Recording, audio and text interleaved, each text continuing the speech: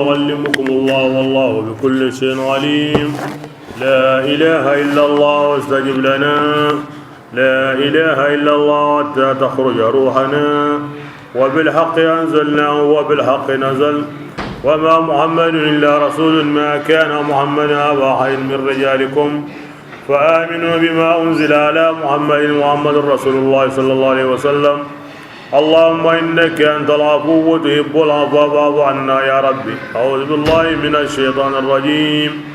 بسم الله الرحمن الرحيم. الله فرس الله عليه وسلم بلنجو وحين دو تيا ماري ogara tirndu sikki be ko gili dawe be ko wakonni yalli nyonkinni mani ka habu dungo non kabare zulqarnain kabare Allah faringa to kumbani mo aga kabarni amati insha Allah wahay ngara wuce be nya ori diga mun koni makkan ko ko tasu worni ngani Allah faringa ke qoto Allah farin kama aywa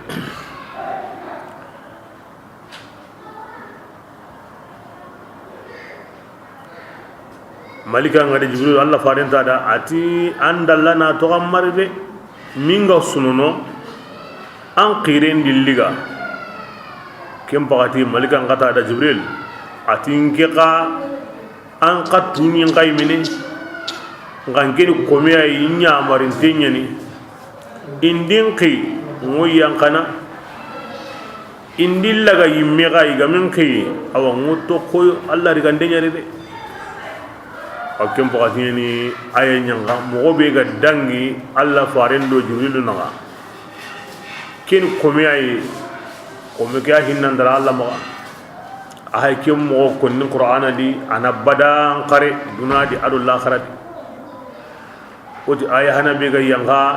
ken Allah fare maga dingo ken na kumbani mangana insha Allah yonga ishen no woni himbe ga wurido menaga Allah ya gara kenya qur'ana yugoyna kino yoga wa qarna rajulu gara jabu be kin Allah farenga Allah hay ken jabu ya konni oda Allah farenga an tunyinga an khairenyinga ke wucceso wa ma natanazzalu okum malikanu manya go yankana ya rasulullah magandati an kamanya mariyenye ide konsu an kamandangani himbe ga wo kukane walla garampi ado honsu wa dangani himbe ga wo halle odunampi ado honsu kenga kudo me naga ke birenga o honsu no Allah ma kaniro halle ado ga naga ne bidi wa ma kana rabbuka ya rasulullah anna tu anka mamanya nasiyan amanya mungana ide yani aman to no de anka mamman to no de kan itlaqu shay'i wa iratu madmunihi angana mungu honga anga tokono mananga anga honto kono anga manya mananga raketo non di mungu ke sawra anka mamma aman tokono de ma wadda rabbuka wa ma qala wa huwa almuhim kan muhim wa ngiri wo ngemari wo o suqire mo me ganna tunkoni anka mamman tokono de anka mamman tokono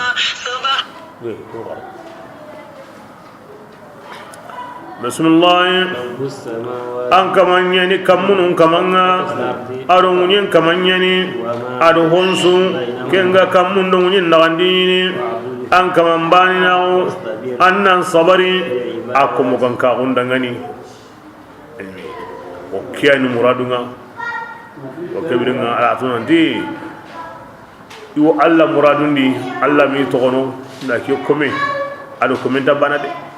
Allah ma hoto o daron daguya agama ya Allah farenda ama hoto o kanwi agama Allah faren kanwi sallallahu alaihi wa sallam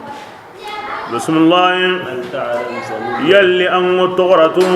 Allah dangani wa la tughrantai ndu hono atun Allah atun rabbus samawati wal ardi ay kental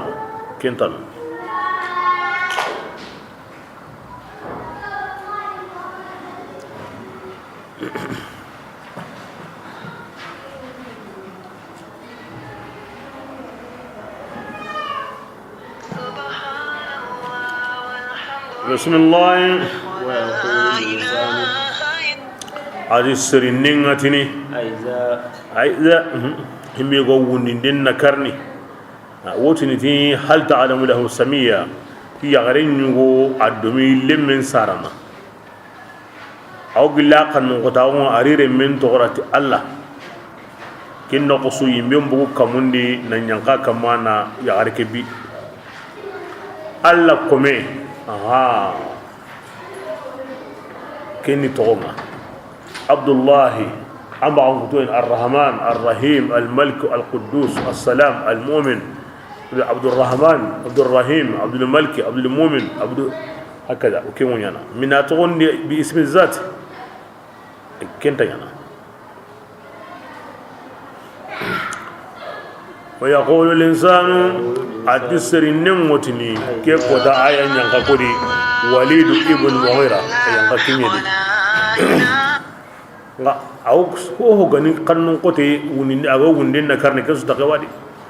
sirrin wotin aiza adibiramme ma min to gillinge ganda kara ti wajibin genanya wala so wajibin genanya bakane wa ngarinde aw ke konni man sabuda kannun kota kun sabu ai te ikini tarse nda dun to ko ini nurun dia dah ngapa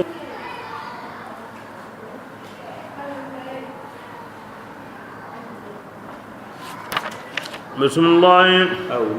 awala yadhkuru al-insanu yalli kisrin ta simmana wa akin pakaren tariwa nan dio ko tunganga odo ma kin yimme tagana lengi kane shay'an amanya harbani akhirin takendi angana simani metaga monga bane kebele angana nyime to anda Allah tu akinna kaba ko haram tanya na amungi yimewa huwa alladhi yabda al khalqa thumma yu'iduhu wa huwa ahwanu alayhi bismillah ya rasulullah in kunatan kamanga mo goda wundin den nakarindanu suka huma meya adu shaytanun ka huma meya isusu suka huma de kempalle lana mogari su hadarinni jannaba tatutunga itu sindengo khurungun kamma isu ko hamante summa lananzi'anna kem balle ona bosinni gilli jama ka humante bezuya ayyuhum idumbanembe ashaddu itiya kengan qoto saweya arrahmanu kamma o kendabar o isu kapami kahirin nonesu oda ko lagara ko da besu qilliti duranto onye menu hilla kapenga ni none beya imbe nu ga nan ka ka ya ko gani dinugo be nyana ke birenga o yusu bosini o ganda hay himbe gan koto alla kutayya himbe ga nyigan sago alla idade wona kun kana bosi baka kutu thumma lanahnu kam balle o kutunganga o ya ni tuanunga tiyammunga kunyammu soliya kungan kababini tiyimbenga o ken katu himbiru biye ngan kaba ando biye mo be ngan kaba o ya na kentu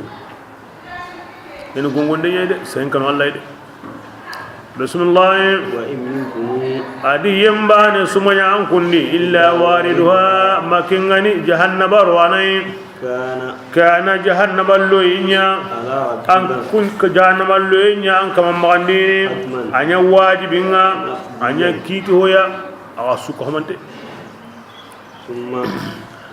adikem palle nuna gilledin akwa yemmun kisindini igari du tanga hillaka pendo kafira unga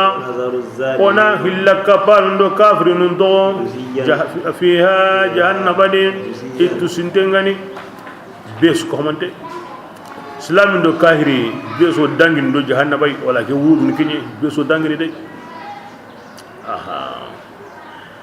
kiya sama na gamu da wa me ki lafzi ila me so gadi facar ndan aha hono da awana gamu ni loyi hono da ay besu hadarni parce que akon demo jahannaba gandaki la gara ko tan gandaki jahannaba wurni kebida akwa Allah gara ko tan kabarin ya koni wo besu kapameya anna gamundi awa besu wono na besu tusindi himbe gani himbe ya himbe ganga wa yana mo be iwatu ken ko tan ga jahannama wono kebirenga himbenu gani kahirun do hilla kapano kungo toqadi himbe gani kenta nay kebirenga kungo kisine kebirenga kunda wurudu kenya kemmodi parce que wurudu aram kannendi yani beso hadar ni jahannaba ke quray o sono jahannaba wono kunda wuri nyake wono wala wuri yanne gamuno minkum yani ne diga na damiren sagandi katta kahirinu ma aw kana kahirinu biye mo on koni summa lanahdurannahum hawla jahannama jisiya lanaz'anna min kulli shay'in hakaza tikkebirenga awdo kunyi kumbane bane ga wono sorno jahannaba Allah da ken kiti ara wajibi kebirenga summa kullu halle jahannaba di o yemmo gakkisindi jahannaba di himbenu ga kan Allah na hilla kapetono nga himbenu ga hilla kahinan kahira woni o kun to qadi de konura awrenya e honda facar ke modi fajar sikani be gono wogundi muradu ni kebe ya sirati aw jahannaba ya kamma be so dangi ni sirati kamundi dangi mo gonon kon tabana ke anga dangi hon kamundi aram kanni ni khadi waratahu anga na hangen kutam pongen kamma wala khadi waratahu ibram yimbe mo awa wuredandi sirati wa kamma sirati mi attaga mo qase arakenna li kahaga am sonta yintenga bitenga di wugunu sikisine trendani yo kam ogo me kane mo be mu'mina gondi aywa awunni oda me da dina me ke mo godi angol lella ngira arqengo komangno tikenga aw darno tikenga aw norono tikenga winu sikisininga aw kontonadi tikem pakaya mumina ndi ay motine kunda dangi kuruma an noron pay kamani nyimben kari parce que atu indeni quray mo yimben kalli Allah faare mo sallallahu alaihi wasallam ati hono taga hono ndi wo wugino ku sikisinen pakay wa dangi ne ko yaren ko mi wuce hono wa dangi ne ko mi hanka qoren karamo hanka tay hono wa adangi ne ko mi sibe ga tangantaw hono wa dangi ne ko mi serebe ga trene am nan qoto trende ndi antan nan taw hono qalle daba tay ken qalle mo me arke ngol lungo arke ngo koyana awo miseno aw darno du ko mu nganda bana mo be hono gawno kungolle burungi halake de ko tokadi awi kutunu wo yerne misa idan daterna kamma hono ka du jogini wo jolono wo tokko kendi wo dallana ngalla garu ngoni wo dangini arna newndi kibra ke dangi be hay jahannaba kamma hono wodo ke awa kondu honda fatar ke be so dangin do jahannaba yimenga o keni oganati jahannaba awo lagara kotam birando arjanna nawa ona de sirati wono honda ko sirati wo dangin hina kemire ora sigi e do ngala kulli hal alla gati himbe kono lagara siren to ngundi tayna nda wono ngaw yana ke wata haranga makem pakatitu annan sagai kon lagara ko danguno wundi denguno yimbe ngono arjanna wono siratu wono la kiyanya na kikane o haranga makem moto bismillah wa idha tudla ayatu gilli gando go ayanun qara ka waqta ga horun kam muslimin do kahirin bayyinati ibangandengani yemmunnati kunga kafirawo inati yemmundangani kunga tomunni ayyul fariqayn okudanku o jamanu ku hilli kambane ni kengam pasangunta awata udingire wa ahsan ko bane ni kengam pasangunta nariyan awa jamaka huma dingire ina kiya konni budambe ke kota makka wala madina qur'an binga nar bane kahirun ni kanne to an kun wotine kundu ko ona dunari yere o makay lagra ina o kudanku ko jama ka humara ko maslarana pasu ko akalle ko wi kanna pasu ko akalle andani dunari yere o ya kallengam pasagai agara woni nebi ko andanya tongi nahnu nakunu khairan minkum la gharqana wa nahsagai كاني دغامنا bismillah وكم alladhi jabi allati angabonta أهلكنا o ko tunganga halakindi ikun kane illi jamandun gonunga e ke jamandun ko halakindo ahsanu asasa ku am pasu kompin no nyokeya ورئيا iya pasu o wori mo sire dina islaminu be ga halakina kunto kemma jofelengi de aha gilli duna bada kahirun be no halaki anga nyini iya wori mo iya kompon no nyoke am pasu iga halak islaminu be da Allah haminta dunai Allah hamingo hadamare men sondo me aga suro anni Allah muradu aga bonuga Allah haminta ndam bosu bismillah قل ya rasulullah ya mutni dangani yemme be ken yemme ganya aga samunta gundi فليمدد الرحمن kebir arrahmanu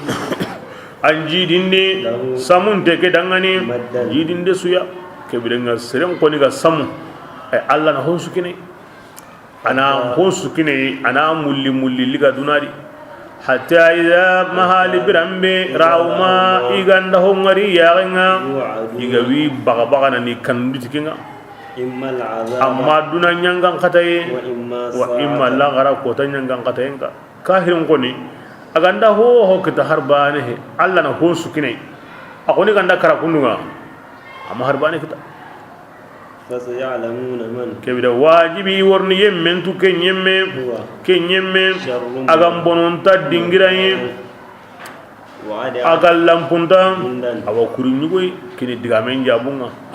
aw ayyul fariqain nahnu khairun muqama wa ahsanu nadiya allati wurnatu lengihe la ngara koda himbe jamanga lampunta warni kentu jamanga bengi magadunare de la himbe gal lampunta la gare warni kentu sharrun makanan himbe plasin sirengani ma burengani warni kentu komuna la garada duna di kumi gara ho kita la gara kallenga matto kai duro duna di angara tora sukita la gara toranga matto kai la gara ga yalla hagiya Allah yanga amma tora ime wari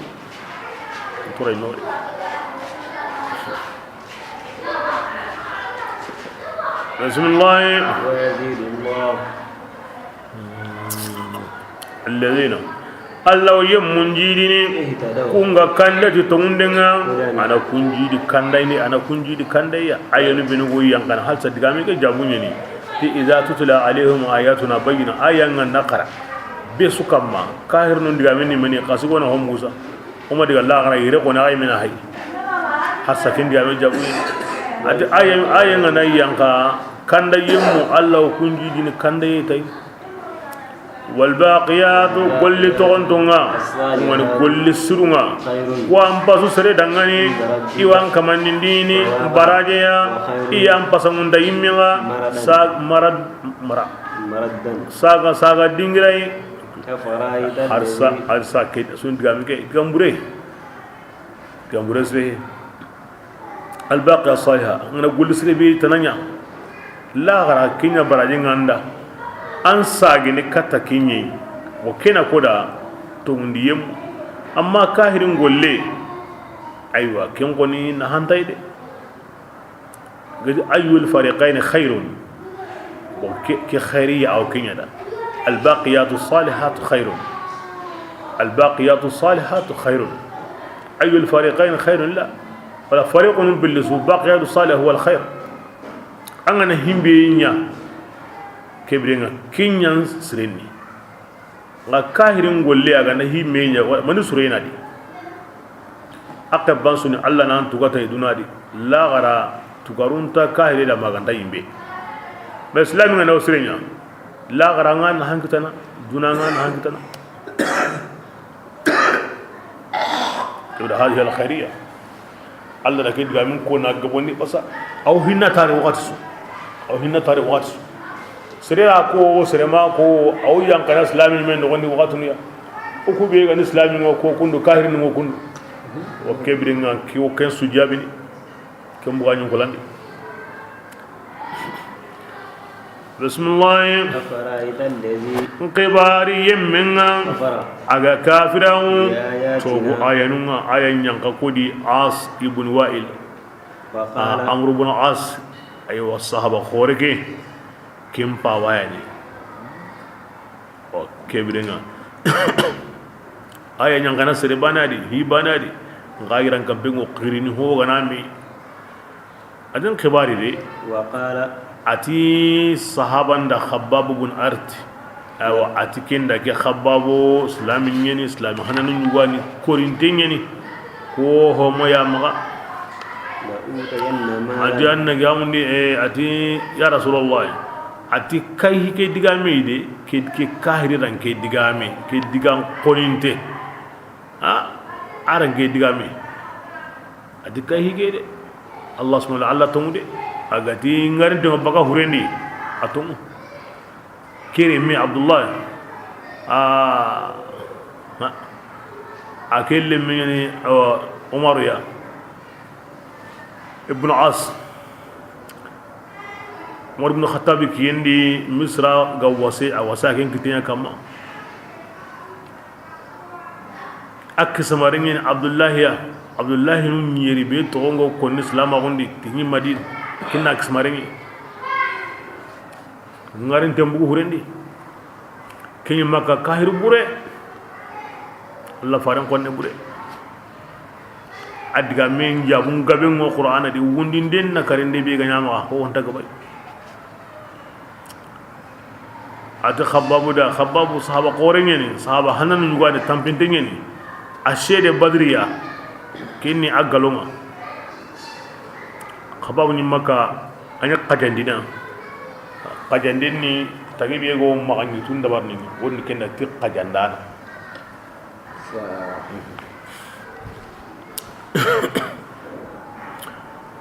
ara maganyi tin wo dabar asida ati muso ay atanga mabugo Muhammadu kilendi takini Khababu kata daga ninkenta bakka Muhammadu kilendi ma anga dakara nangundi nankara nangundi yora kendugo oh kinga na ya wakati kebira nangure ngina afanye konzuwa ma sengada Allah subhanahu wa ta'ala Allah raki jabun kini senta da dabaran ta yanka Allah na wasanga Allah himbe ko ni wasmatu are kini gacenta gonjinga atokai dunadi atokai lagara bismillah وقال ati akin kafiri kiti لأوتين مالا mi garan na bure kini ngallagara ولدا na lemmun kini ngakuma ngara wa mato wundi ni wa yo ganda wundi mpon sun ta sagani ngawa asu ganda sagin nga kebire nga na kinanga اطلع الغيب Allah ti kebire nga o akenga da ke diga me ko aken nyingi hi mo unte nyai sawa أن nanti اتخذ أهدا mallahidu nyana kemma عند ado الرحمن arrahmanu naga nanti na buren kinne kalla ki ho manya amayingi himu unde lahidun ta maga aro Allah naga wa ana buren takinai سنكتب ما nga otla na ya malikanu ya marina wonsa يقول aga ken konni aranke digambure aw ونميت sayna ga penne ona jidinde ya ke digambure konna nanda yilli yangan katayenga ona ke digame kakka ho akka hira kunyangan katayenga ونرث ما ona qindi honga يقول aga kebe konni lemmendo nabure وياتينا nga oyatina nga naro illa wara kotanga abbane ho kapana burenga ho kapare men nga la gara kota aro kuntarne aw kallani to abbane worne واتقوا kebirenga kiyan konni kannun qoten suda kiyan konni kahirin suda har sa siru wono an tambunga ne yi motin akil la garan tambunye angani tambu tahana tahila tasika bay na de kebirenga ana la garan tambo ntaki nango himi na kenya bokini ken kamanun su jabu seren kanu Allah de wadu hoga koni kahirinda aw konni islami fasikinda hoga koni kahirinda aw konni islami fasikinda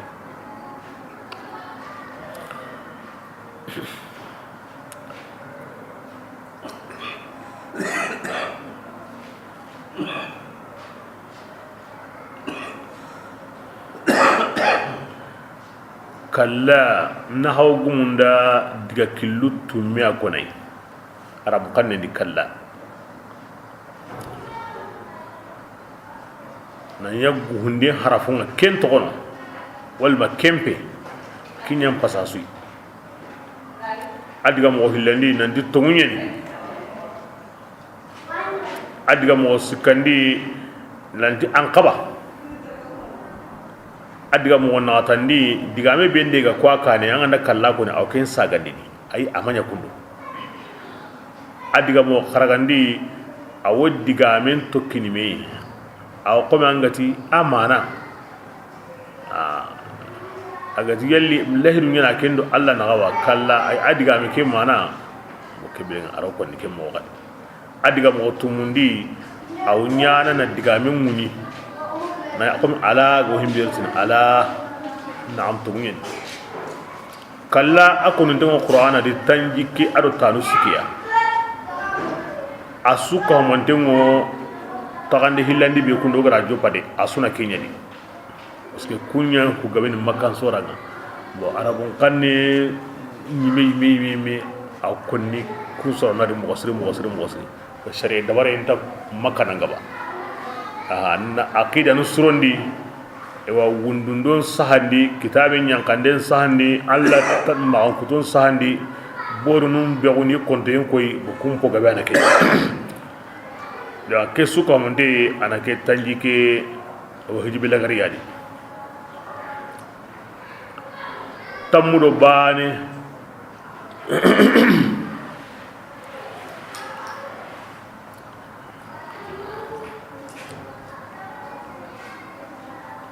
sura tamdo karabo ana kenyedi asuni makan sura ni karamo ni ga aw sagene katta mbonu sikiya hono wono anganda kunko ango siki hono wono katta mblaga kinyi ango siki ango karangin jopana kallai hono wono angati kalla annan bar honne siki hono wono ango siki honne kenawo karangin jopana kallake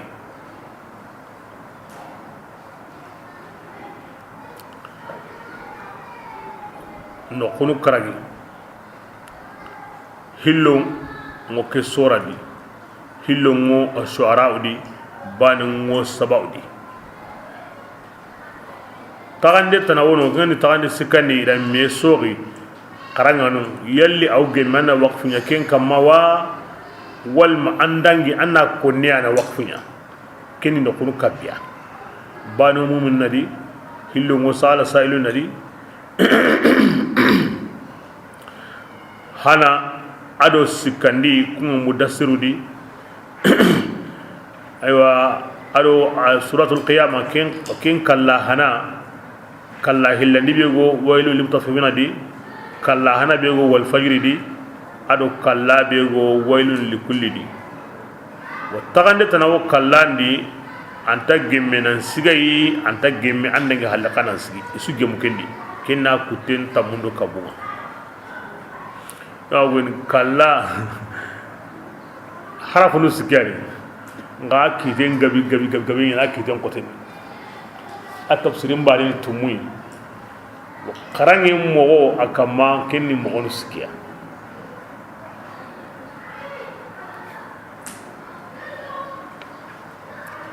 harafu siki bayani nga kiten gabi mo sri bismillah واتخذوا آلهة adi kafirun tigiti nibori nunga illi alla tanayok mani batu liyakunu ko sawara bori nunna ya daron tawi ikunda ngani كلا ina kento nunga ne سيكفرون yani hontarno ido yangan kata inna akui wajibi bori nunga kafira gono ti humbati yenga ida aya mutini ma kanu iyana ya'budun bornu mutini moku batu ويكونون أتبورون منيانا تين ضدن تينيا إبتانون كما إيميوتني إموبتو إبي قني إبي بيغنو كبيرنا سرني إبتي هوني الله إده أنت هو بطن الله غرا ما يميغا وران كنترونا الله كمسرقا دي ما كاندا عندي ما كهادي awa hokkante mulu ko tugandai la ngara ko dai me wallan ko turunga kibrenga Allah batu tabane bismillah alam tara ya yangi ma hindiyawa o kutunganga ora shaytanun sallatinni kafirunga shaytanun wa kafirun ligana ni nyogo ndenga shaytan mina kafirun nyogo kata kutainga o fasiqun ko kem wodi iblis wodi batti awi nyogo ni wara kutainga fala ta'jal ya rasulullah yangenna ma kenyum kafirun ku kamde annama oku jatende nyana idangani jatende ya idangani yani o ko tan jatene na gurun jate na lerun jate na neguyen jate adamaremme an ngandari dunadi am ponsu jatende nyo Allah harango negu haqqe ben korti ndari ma korti honsu jatende nyo ma honsu innama na'uddu lahum addan himbe wakati ngana kinye bane ke munyana himbe wakati ngana kinye bane ke munyana kini gongonde nyede ana mari man nan kan kewde anga nanga hoya asre ga he kanawre de ara ke wara kurma anta tu wakati be Allah ma kin nganda kinya ga walli kana anta kentu bismillah adi gotan simma hasrul muttaqin o gawo aywa Allah kananu mundini ni kahuma me kata arrahmanu ya isetun tengo ken gotan simma en lagara kotani wa nasuqul mujrimina ona junumu yemmu ngani kafirunu ona kun kana talintali kata jahannama ya idda kun tengani kebrega hagara wundi mo wonni hilloy amma ngande Allah ko musriya anna ina mutu anda banna aw angollin na dabai anna sita kam an ngande kentanai kebrega ina talintali annan anjulu wulli ke mutu anda kunte worni jahannaba arno gisindiki adi serun ta kanjonde marana ken kotanga maganta yemmenye ken gara lahidu tigi arrahmani ni kin qallahidu shahadatu an la ilaha illa allah wa anna muhammadar rasulullah wa alla hawla wala quwwa illa billah akigande serebe hakarlanga kina aqidanga kebirenga lahidu mo ken kamando allah naka anna nya kanjonda nay manna lo kanjonda ana surun kanjonde ndeka anna kanjonde nda karinda nan kanne muti Allah ti qur'ana ndi la yamlikuna shafa'ata titaga hon ta kanjonde maran ana kusaga kuru ana ken kane ko illa man ittakhadha inda arrahman ahdan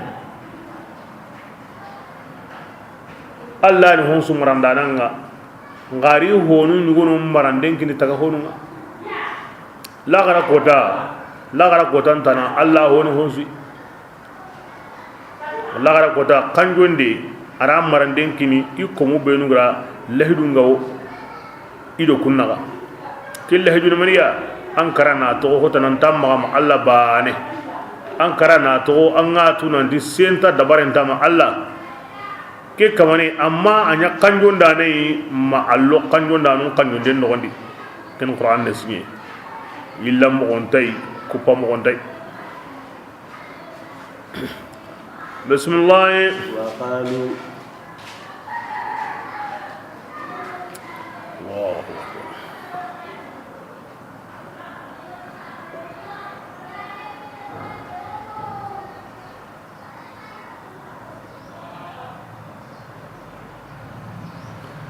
yahudiyanti adu nasara aro kubenu gati malikan Allah ri nyaaruma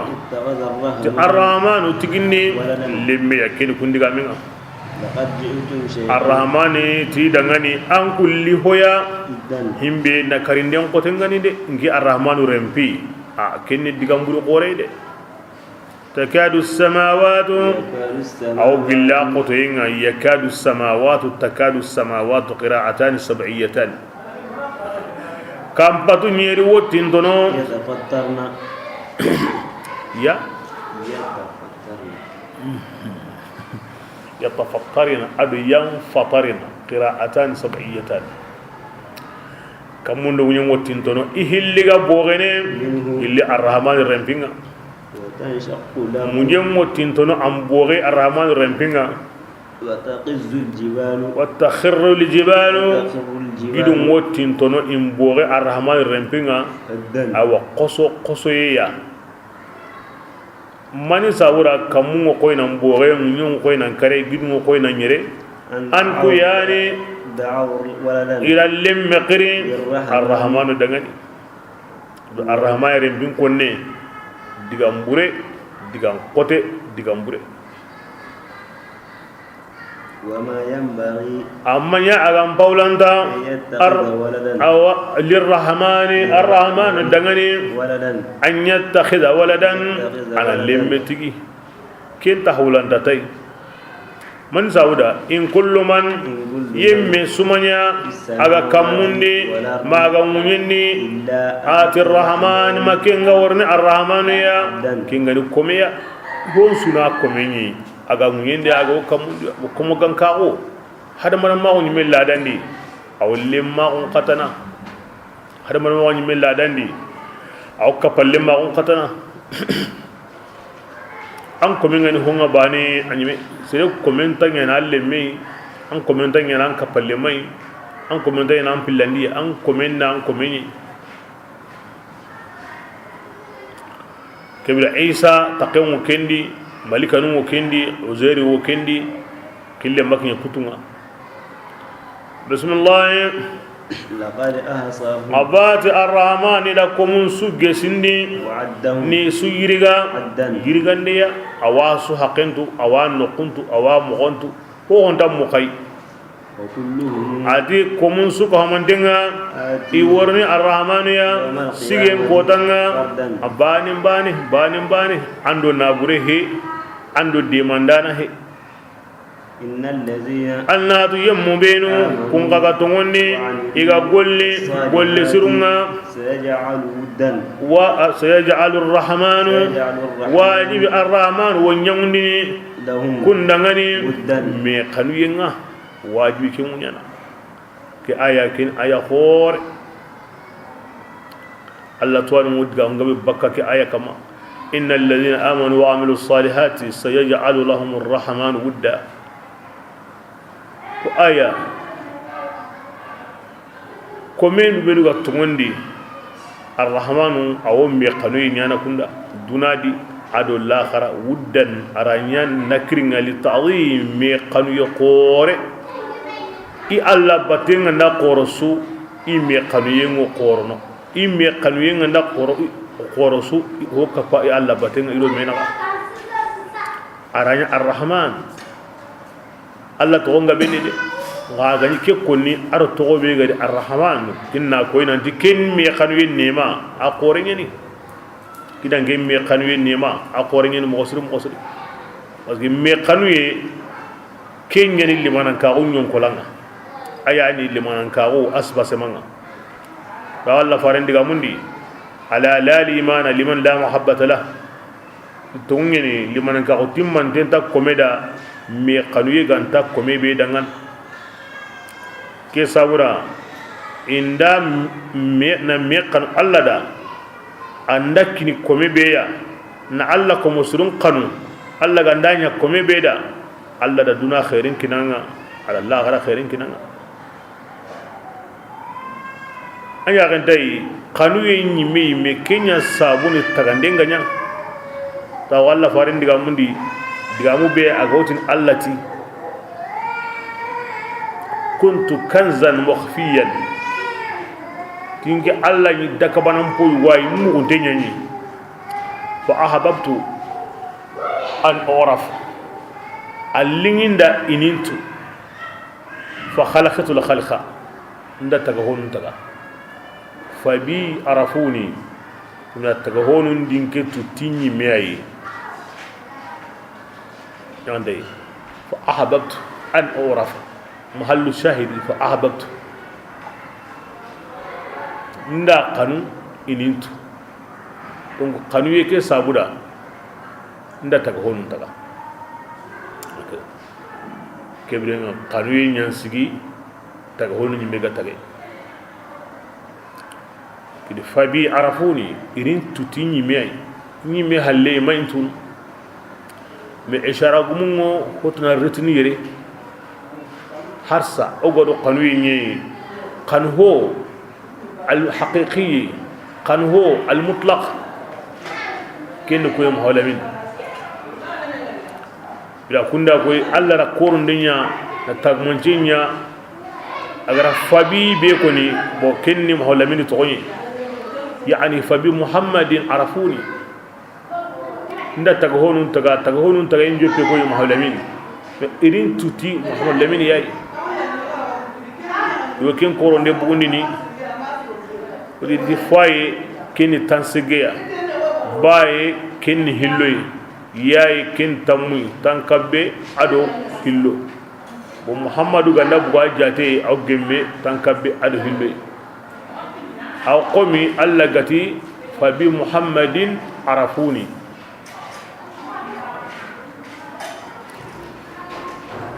diga men ngana gabo mo kanu yengoni ahin qorengeni kiya sabuni allan tuwanu na mehirni nonyi serebe alla di fara kanu yenganda qoro kebidenga kempingo qoro ogan qora mumme mo be alla di fara kanu yendi kebidenga okko musure kanu ye o golle sure kanu ye o khaire kanu ye o mehirnare tikemmeya ya zawni aganya konni adi sayaj'alu lahum arasinin kulli tanfis wajibi aworninya bay kun makka ayanu ni makka sura nyani ke wakati islamin mo makka hinjo pa wakati nyani jamama gabo kanu yengono tampiyendo musakan gabeni alla gara ke digan koni mo ana kom allah du yakin alla faringa nanti ana ke ko islamin da isondo munan domi meya ina me kanu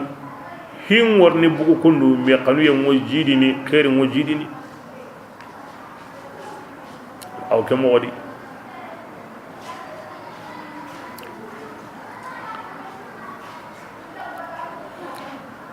aram kanne wuddan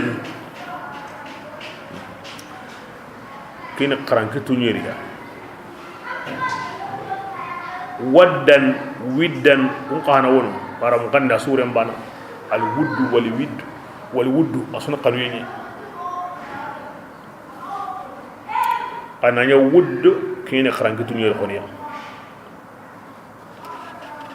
bismillah fa innama yassarna annama wa qur'ana kinni unni tanginni ne ngam hawlamini kuda anna allakanna nun yagalini bi qur'ana ya النسر غونغو في قرآن يا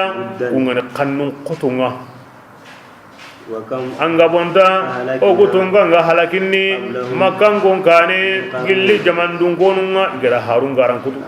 hal tuhissu minhum yalli angonni ni halaki yemmugui hari abane aw tasmu rikizan ma yalli hari angu kanni ngunu kanni mugu yugo dubane dangani la ndamuki ina tuka inda yang mo alla gandiri ka kota be ke mo bani yani ango baka kala ma ci yugo no la angi yugo hari kantuna ne muku la bismillah suratul taha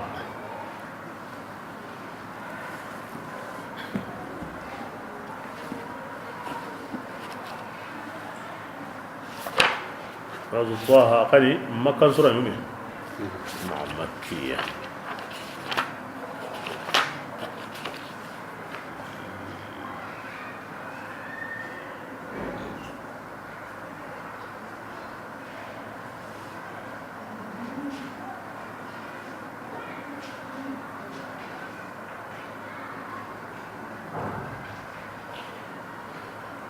Allah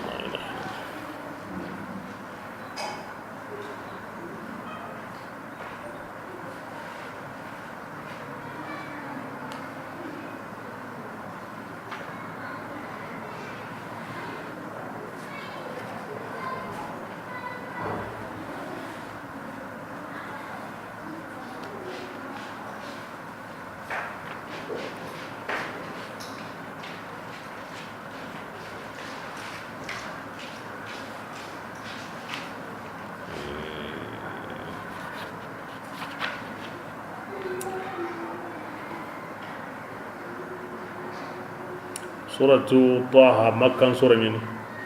makkan sura ngulle kina kana gulle dina lasli aw tugun kenya kam Allah bani na annabi nyimmu sabatinde ihara wanda kara o wundidi ke sura Allah fare nyimi me gan himbe ya aw ken koyno ya nangani siti be ga wadi sembe be ga wo ala nyonkindi aywa aga kebe gimalle ma kono tampiyendo koto e kenta batte to kay iga ngenye be nyai iga garan kutu be nyai kenta batte to kay na sabu Allah gara sembe berad Allah sura ke wa ko inoy Allah sallallahu Allah gara kanda mo be katti golle ke ya ngani kinyandi ndenga aro wajunde nyagalinde kanunde kebirenga kara koye kenna golle ni nasrun naqi ni rol liman ka woni ken bitan golle Allah ni tagandara nga benga sura ke kare awo qissanun won konnina Allah faram butimura na sondu be kem maga hagundi aw Musa do Haruna ido Fir'auna aw ken galangalana Fir'auna bureke an sura ke aw gabin koy indiga kendi kare kare ma Musa do Allah gundalle mago aw ken galangalana mo sir adu Allah gara wajibi ndi mo be akama ana harina o ke dabari digame be ga wuru Musa do Fir'auna naga adu korotendanu naga kebirenga Allah ra Musa tanga mogobe na sabatin di mogobe na ayo Musa be gani Allah an binyimenga ada sahalle manga aw kunya ga kodi agara Fir'auna halaki mogobe aw kunya ga kodi im balle aru adama qisangurni kan talatono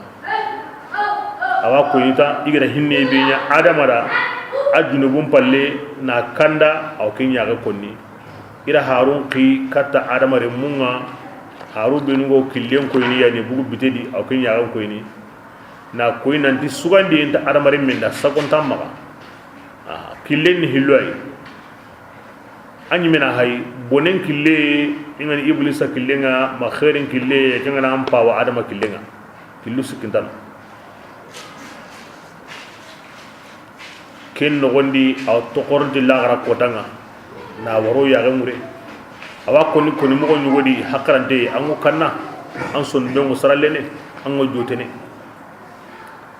a koni mo goni wodi aw sehen kutunu bakal la kandi wa khashat ila sawatu lirrahman fala tasma'u illa hamsa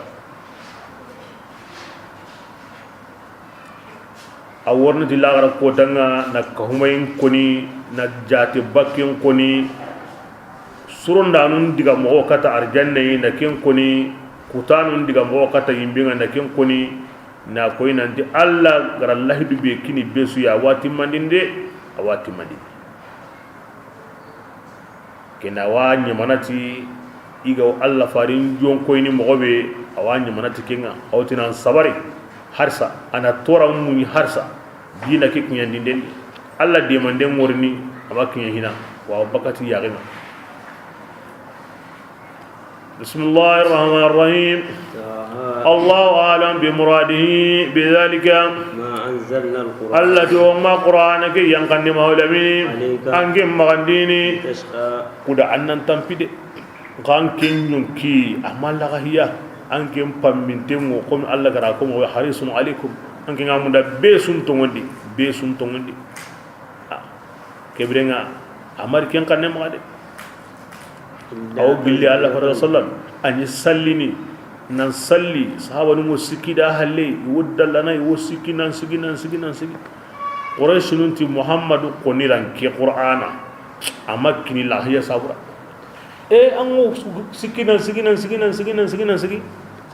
aya ke o ken su jabine qur'ana ke makinan ali tashqa ay amari an tambiyan kanne ma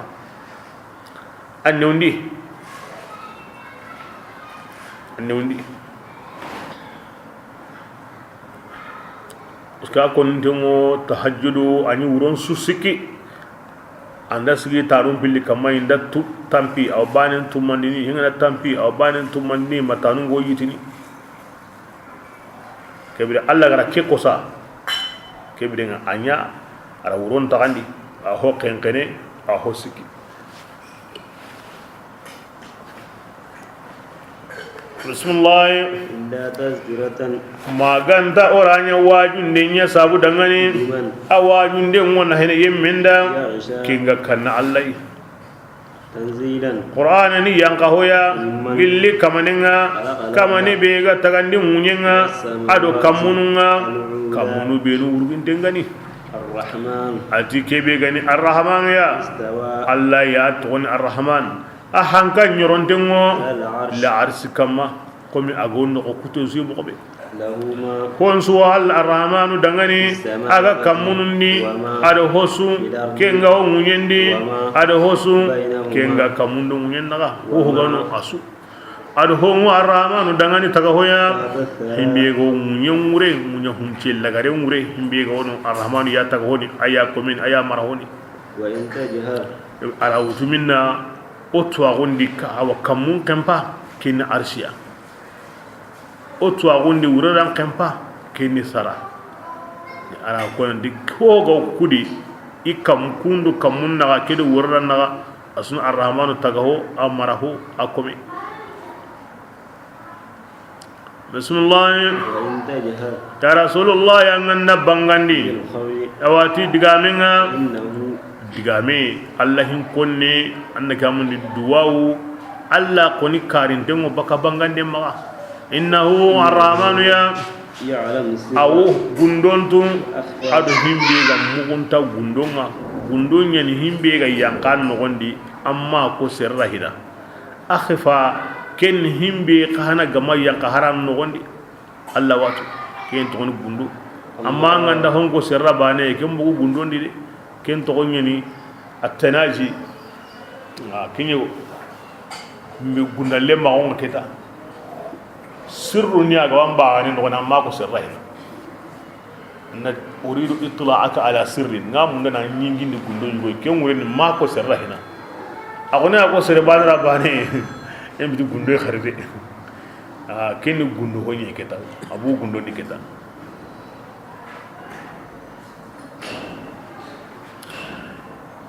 Allah ya arrahman himbe ga wanno wonda ngam ko sirra arrahman watu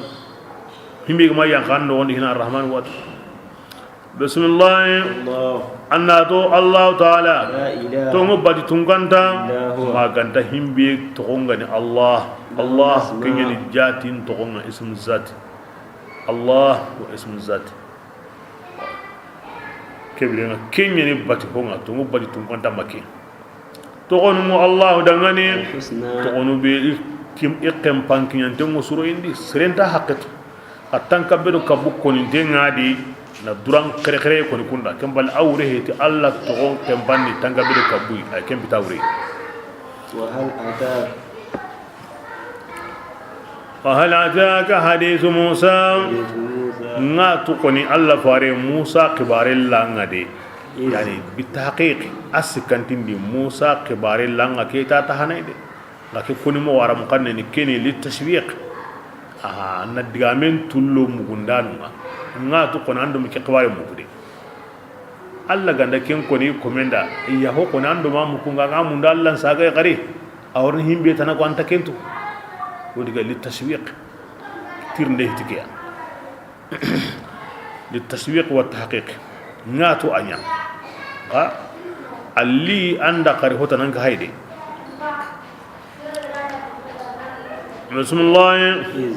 ati birenyani رأى musa ga warinni yimbe waya musa te idungono ndangani an kunnan dugu yere kawuci yere إني nge musa آنست naran genneni yimbe ya awsini nge musa nge warina gai baka minha baka yimbe ke bangenga tibitanga أوجد hudan minna kandan danani على النار yimbe ke bange ana killen ko yoya kirani itunu ki wakati musa sallam akom allah gatini ya muhammad lamin ora musa qi an kane to wuyina haqqan sinenga mi ora khiti mani allah bani na ko kebirenga keberu lengina ga wuyina haqqan sinenga ni alla balina gon konne taga honunda fala gharaba fi zalika kem pitihi man ranki ken hidu man tenyi annabi nyum naga ki farun no menaga kabiran an kabirin kem men kun musa yimeda alla tada inni ana allah la ilaha illa ana fa'budni kem men kun musa yimeda nkani alla yi batitunga ganta haqiqan di maganta himbe kinyen ki kibire ngam bane nago kibire musa digamen timme kay musa gati innama ilahukum allah alladhi la ilaha illa hu biraketi kurumbay alla da kiya ko musa yimme digal lagaren ni kay alla bane nago kimbe ga qorom makan ko pakrenda ke hiti hi kurumbay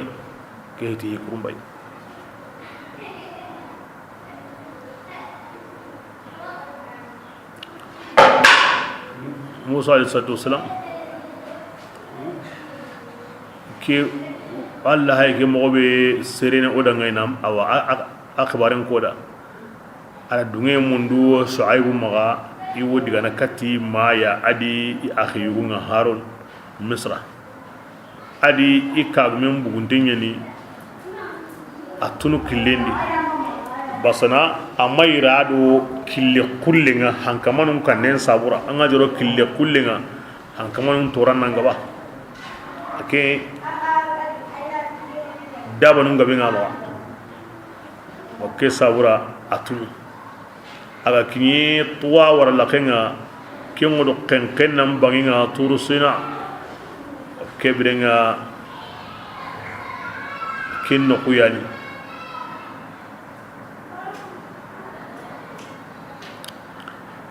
uronyeni bitenyeni mulle ngari aywa yagaren kasare nan gemuti kemo wanda be khari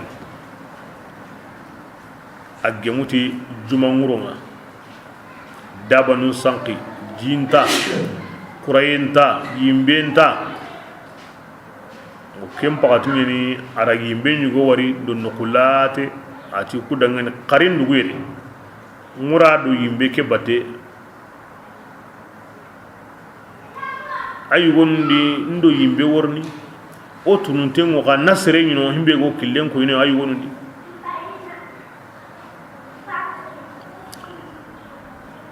bismillah ati birambe musa gari ataha musa gari yimbe keya e kusa gara gangu na to nonye agari yimbe keya ta'awib ke faru andu nyumu ila hiqote nya walli hiqote antani de ambuguna korento ko kemodi alla qusagara ganguna qikata fir'aunai amma ga sai kati ko daga ngorni ke ya ko ni ai adungare nandiga na korento ko kemodi adiga imagri nonga nagana nyugwan mbugu awai de benga madian kendi sage qarina likin ya garen pawai Shuaib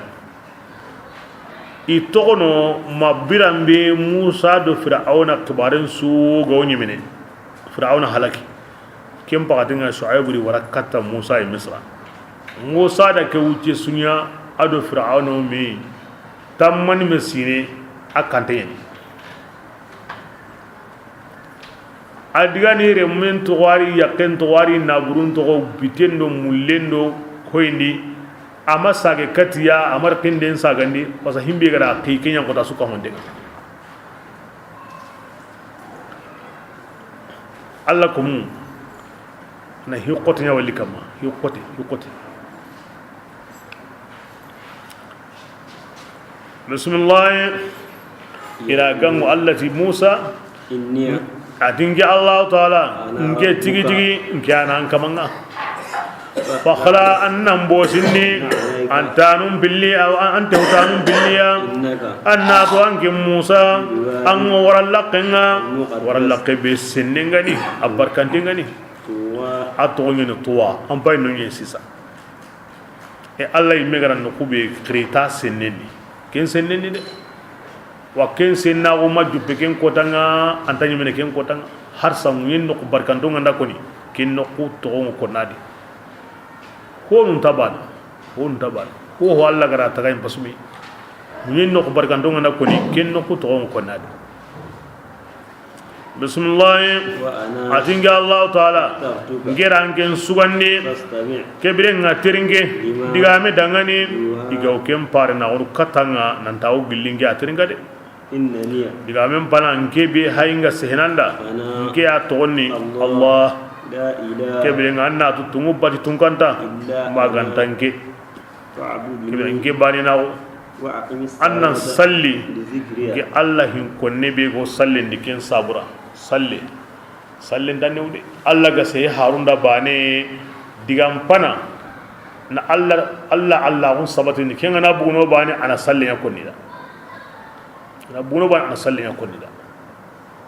ida salli mina khato salli ni de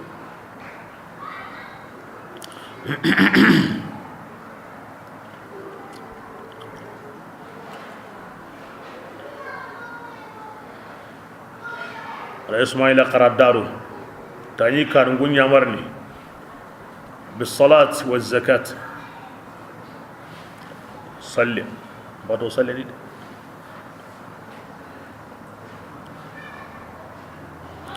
Musa da Allah sai kanin mu kini sai hanabe agaramu inni ana rabbuk Allah garinni anna al'azab ala man kazzaba wa tawalla keta era digampara be mu Allah gare be mu kinnike kembal Allah do mu Allah Musa si halle ma o tata na himbe ga hitike Musa gande Allah si kanin mu ku ataron bane hede abbangen suana muku abbangen su Allah do tagahon tabana angane tagahon sehen muku antaron bane wa muku bangane tagandanan sehen muku ambangen suana muku bangin so yana taro lakin don tabana ai ko honta ko maki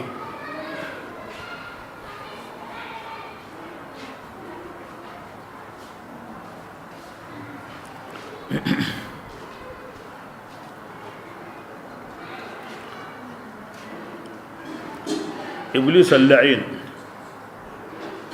daiman adu allakum surumbati ala kunya bonon dina la kumbane bonon de bane kim lekin hannan qura kam mo gosli abdul qadir jilani radiyallahu anhu shaul qadir fi kotay ni ke to i alla gundal le maunga ida qurey ni wari man nukulate abugido bambane na ama gira wotin tono awo korono mara no kunsu ko mantem paka no kunsu kim palle qure ke ari salle maw atid abdul qadir ilani atid ngani nda harami honu su ko mantin diga nanda أحللت لك المحرمات هو غني حرامي عندها ديغنانا إلي قننتو إخصع يا لئين إخصع يا لئين إخصع يا لئين دي لانغري مكلاتينغا لانغري مكلاتينغا قرأي كما غري أو تن هوني ما غنيمي كم بالله تمثل له اللعين أبواد قريني أدا عبد القادر أتاني تقام موغا إذن غرانتم غوبي قائلا ني هون تقوي الله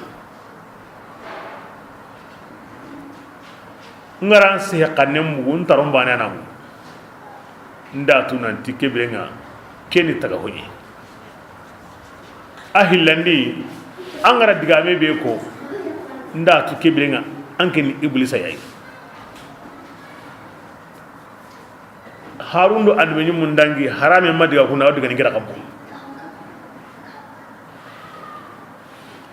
kanne mugumo wo ndatu nanti ampiti Allah anni taga hoyi ngara sahebe ko ga ndatu nanti anke iblisa yayi ati wallahi laqad nafa'aka fiqhuka atan fiqhindanna ikra wali be hajum bonon ditike batana be hajum bonon ditike la yu'addu wa la yuhsa anta jatena nyime iya kalayen gabe ni de nga Abdul Qadir o wakama atinga ga an kalayen na gabo allati an kalayen da an dabare da'ifan Allah hundini garin do kare hake Allah inna kayda shaytan kana da'ifan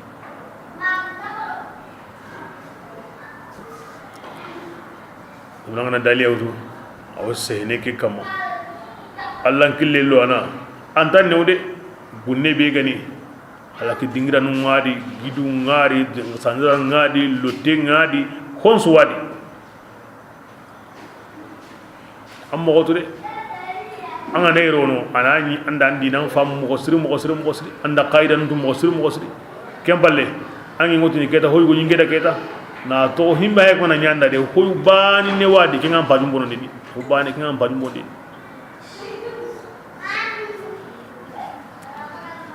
anga tokodo sharia ko hamuri ango kine ango kasi hoygo galuwangen tawndi hoygo lungan kanendi ange asimana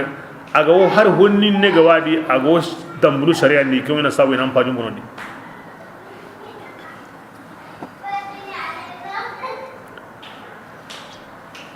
wadi Musa ga yamu ko aramudi hatin suya Allah ga na kuma wannan me ya sirebe da anna am pakara to kudi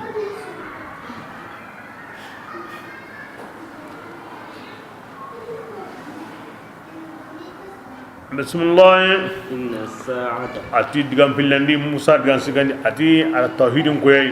na sallin ko yai mi ati mani li zikri mpin ko nebe ga sallin ni yani sallin ni hoy wayai a batiyen di ame batiyen tadi Allah hin konne nonen suwadi bismillah inna sa'a digan sikanta danna to qiyam sa'a Musa aworni de nga atingi Allah yimautin dono na mugondi serunga ngoko ina mugondi serunga ay wanda kamun nin kan nga bangandi ti ta kuma tunyi nta ko ni ke wakati yani kyani nan kan atagun tunno kun bangandi ta kuma jakore kinni Allah faren kiyenga mahlamin ken ko digari aku tega benda halle de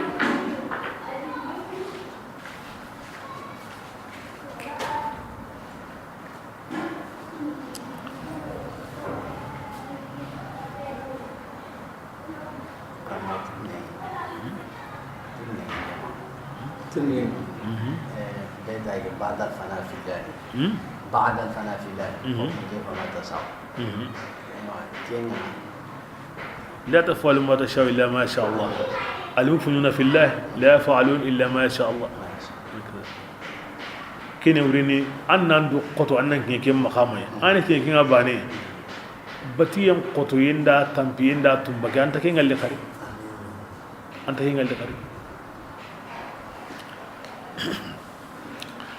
أنا كين أباني قطو ينتان كم قريب بتيم دي أتون دبكاني parce que o mando tambindi batiyam qotenni awa tumbuguntenni ada kunda bu kundu da anke nan do qoto man fasluk wakhdu anga ki maqam al fana fillah kebe yani al fana fillah ko ngana nyi honde se hogay mono khariya anga na super logique yani ma super ko no khariya sukaro mo tambien do kenjen do butun den sago ni kata blaga ro hende agaro bana woni me aga dabar himbe sawra kata kenya yani alimhuna fillah inda huwa gana illa ma yasha Allah inda huwa kun illa ma yasha Allah wa yardi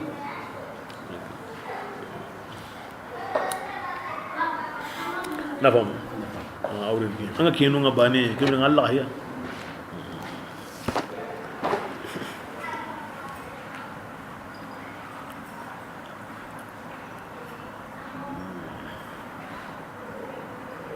بسم الله litujza ate keberenga ewa lagara kota ngorni Musa man sabuda ku sabura ina tukandi lagara kota nyongi besuya ti gollenga aga ke golle ni فلا يسودنك man ya rasulullah yemmen na maga anyilla baka lagara kota golle maga de kenga matongoni ti lagara kota nga kenyemme gabbati inyongi lungunga anganda bugu kenga ma Musa ngo halakinde ki koni Musa da ko nun ta sakai minu ga masakai Musa ma sigi nan buga kamai kibrenga kwan qaidanga o yimme ma kyan qaidanga odi salama wonni kay Allah ni bani annan salli anna sa'ati la rayba fiha an salli de suta hiya ni amuke konni ke digame holan ko Musa ra khoray sunun tike digame kuma keme mu hina ke gangur ba tike Allah fare bismillah وما تلك ke Allah tin Musa da keni maniya anta inkitenni Musa Allah watu himbe gani ngawa munda Musa yimena ko himbe gani adu ike ga wurna nya himbe yi ana tunanti i hay sirkanya hi qore ya nya da sisa himbe ga wamma Allah watu manan tirni anya mena ko adu ga wurna nya himbe ya ange Musa holo na tu sire kutun kane nanti ira kanya hi qore nyanda Musa man nan tayindi bismillah Musa ja Allah dangani kebe ga inta indi عسايا atin do kunya inta indi ndoko أتوكل o jabu nyime Allah gara tirni himbe indo kunya ni anyime nga Musa wo diga men ga wondini na sabunya Allah si halle mago lungai be ga wai manilli komeda dina Allah si halle mago lungai be ga kinga awo diga men giloni mbale mannan kitten ndo konya nyime bismillah atawakkau atinge o tugunu alaiha do ko ke kamma ngandai trene adi ngandai gilli wa ahusyo ati mokkatun dini ti do ko ke ya na awayiti darenga awadi andakenu awanda banu ayigana ولي معارف ngahajunu tanwin dangani do ko kedi kendo tugi en tabana arkatun den tabana ma'aribu awa arai kin musallasu ne ngana kara hoya na gamun asure mbana ahajun gaben Allah anna gamun ay woni maniya aywa muslahan da mutunai aha ngande trene min awam boto ne min sakosu ne nga jongine ya kana ara sakin kanne ani jinkin Musa o jimbu ne ti do ko kay grende aw gaillo nay na nyakomi kacce awa bugundi bire ni won waga anda wara grende bane lin konu hilli be ga way kunyi mo nyana koy gay yu hakara wa baka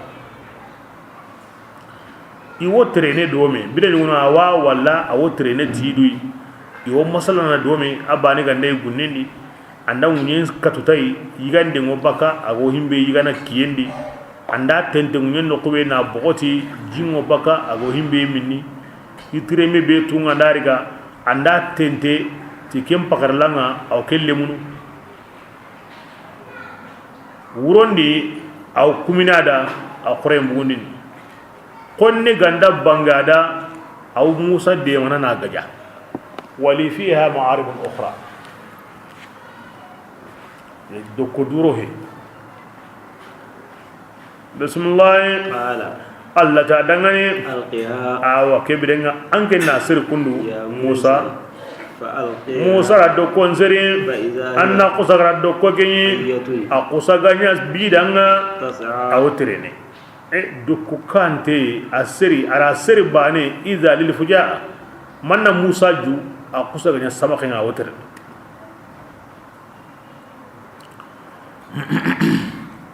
bismillah allati Musa dangani ariga ولا تقف ma kanai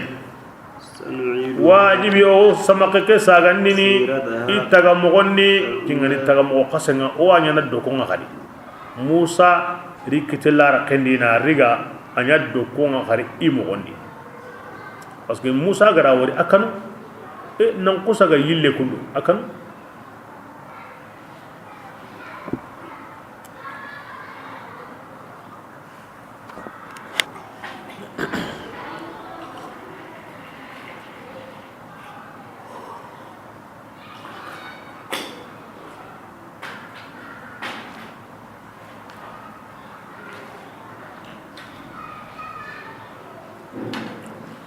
بسم الله wadmum yadaka abi Musa dangani an kitten ga gusun ila janahika kata an pake murei taqruj an na gusu kata nunga na bugundi awbaka bayda akulle ni na ni le gusu he wate he sahi he ho he ayatan ukhra kini tab man jitane andangani nante anni annabi nyimeni anni qifari ando ko hilliga linuriyagal kubara bismillah linuriyaka Musa wada kunyanda ko sabora anganda ke golli ona ngarindi min ay gillo ayanunga kungani aya qorunga nantani harenga anganda rondi qarina bundi aw sagene mo gondi kimu aya banindi anganda mo naqisan timmanten kita qur'ana di an waslika banina kenanga subtan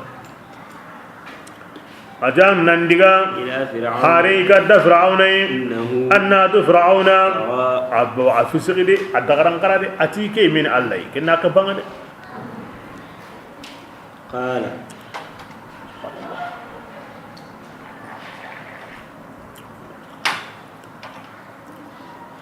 Allah subhanahu Musa dangani adin sehemu Musa annin wasiyen tanga andin pare na onnan diga nyaage wangan tar wandi ngokka panga tinde mandenga tinne manga diga ni selleti ndro kelan kanenga ango an sembem pankanti maniti kenga ngankini kata taga hotuguna ne lahunde nge taga honu nyugani de ndan ni ma khore nyaada ngarim bisring Allah asagay nanti hontari kesana gari ngarin ta gonda marasa aringe Allah hakani mara ken nakari arin kamane ganka gon nakari Musa kunati Allah kunati kallan ka gonga ni megar hujja be warindo taga honun naga halle ke komonne ngo usagara riga koy nakindana ngandei ikomo tukuna liga na mogobe nka fir'auna allogin ke ya ga muri nge ya ga ntayime bangi allati ntogonni munyana ntogonni dugundindana ngo komundu kullagara kella hidu hallede ngo himbe nyane sasa anta koto kadigim baren kinyandai anna kirikatin ge bari na unga annan tada ani mogotu nge yangan katayenga nga Musa shahadatu mogomoy tamaga marse ti duna maganye tenga anatu itangen tore ninge Allah maga anatu inta howalli minge Allah inta negunu minge Allah ke digame akoro Musa kama arabito nyeri nya aranta sene malikalli ati Musa an kama ngara himbe kanda amma jabide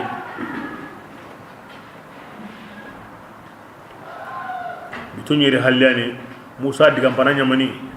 qala Musa rabbi atiya kama nganya gana nin geggi men nyurbandi annin gi men nyurbandi ndangani pare ken likenya de ngio fir'auna tunge Musa ora kara tanji kero halle sine nga kara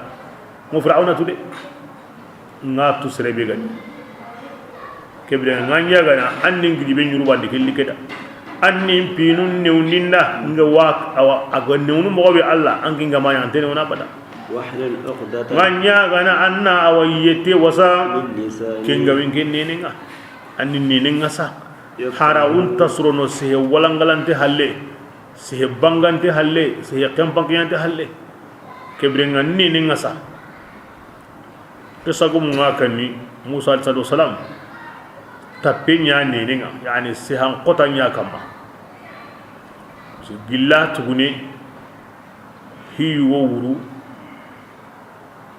daiman hamana koni amasa musai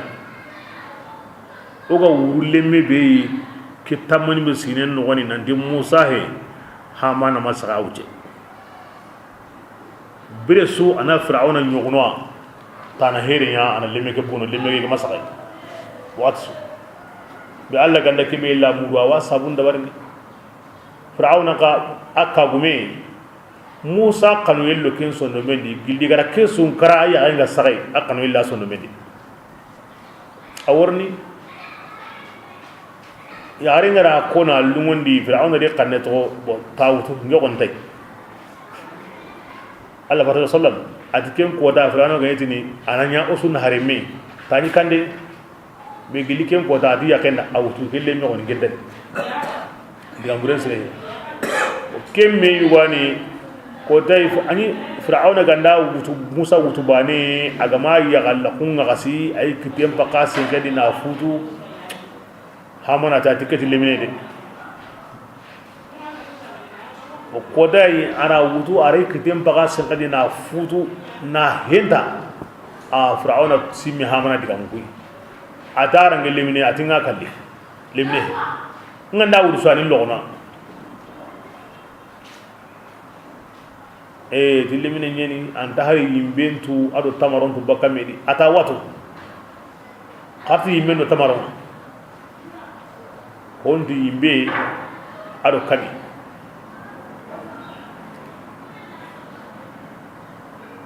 aw gilli alla la niyenga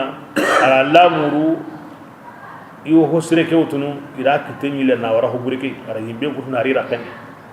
o kenda nene arabi wonne ne jani huwaye hoy gonne ga nakita bane awa aw bakansi hindi wodi kim battiyani anne ninga haraun ka aro walangale nyanda timi ura Allah nyaga digam pananu be ya nene ke wasaye nan bugu ke sitiye ke nayu bismillah yafqahu qawli nganyaga na ka Allah inin digamen famu sereka na ho mo anga ma famu antana hene de waja'al waziran ati nganya gana anna de mandana ya nke dangani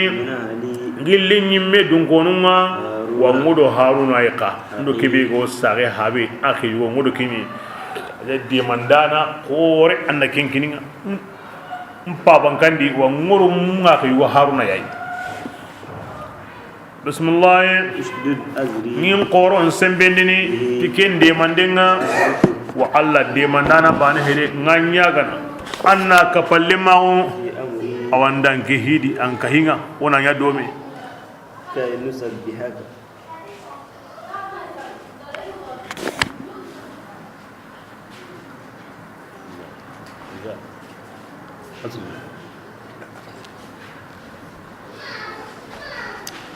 ko sabura ona subhanallahi ngo na gabonni ona ange pingo na gabonni ange hawa ange Allah taala anya do qur'an nanai awati okuya na illa ngari ona kahu nan pinko nan gaba nan sinundi nan gaba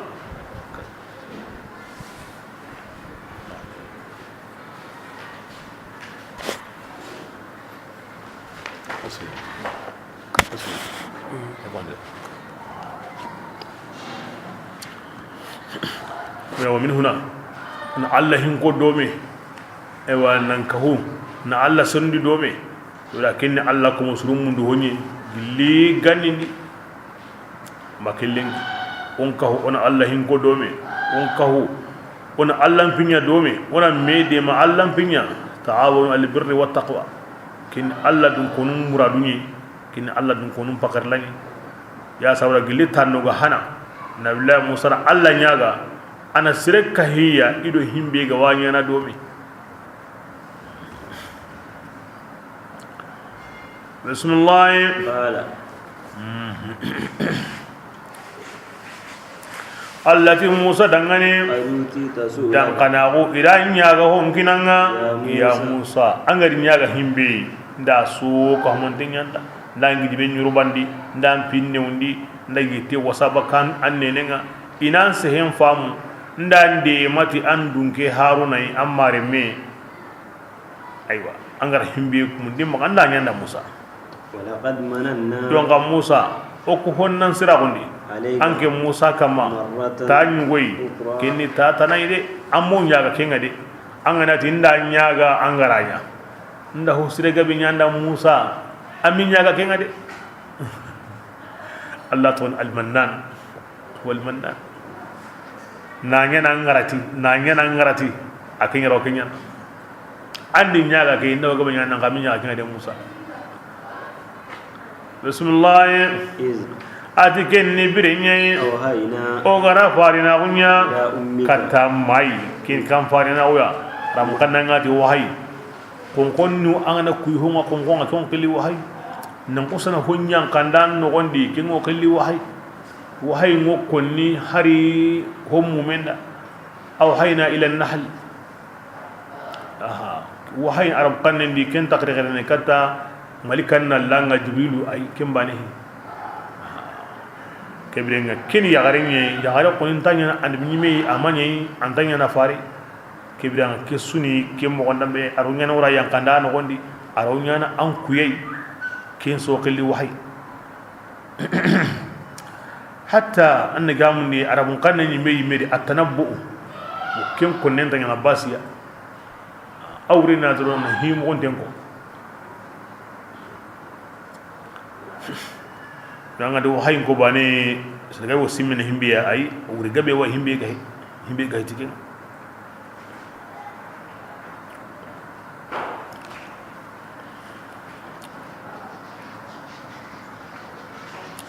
angana hay alla gara himbe nyam musa da na to amma musa nya ga agabe ni ay woni id aw hayna wati be wara ayakanda ma no gondi kinna yuwi wa alqaitu alayka mahabbatan minni oran kanu le surun son bindi kinna yuwi inan jukundi tinge me tangandenga idasna ala ayni kinna yuwi faraja'naka ila ummika oran saga nikata mai kinna yuwi wa qatalta nafsan andan yonki kare oran kisindi kinna yuwi oran jarabi gabeya kinna yuwi andalla sine gabe madiyanan kondi kempalle o saga tanga kinna yuwi agaben bismillah wala hon yankandi amma no gondi himbe yuha igo ken yankandi na no gondi ayugo ni kuyaye o ta anna lemme kesri fi tabudi wa andin no gondi فاقز يقذ فيه يعرنا غني عن كيان يقذ فيه لم كسري في التابوت وغندن عندي فاقذ فيه أن وغندن سري في اليم نمندي ولكن كنا ولا أما سمن ديكي فليلقيه اليم ولا سمن ديكي إسراما ماني تبدي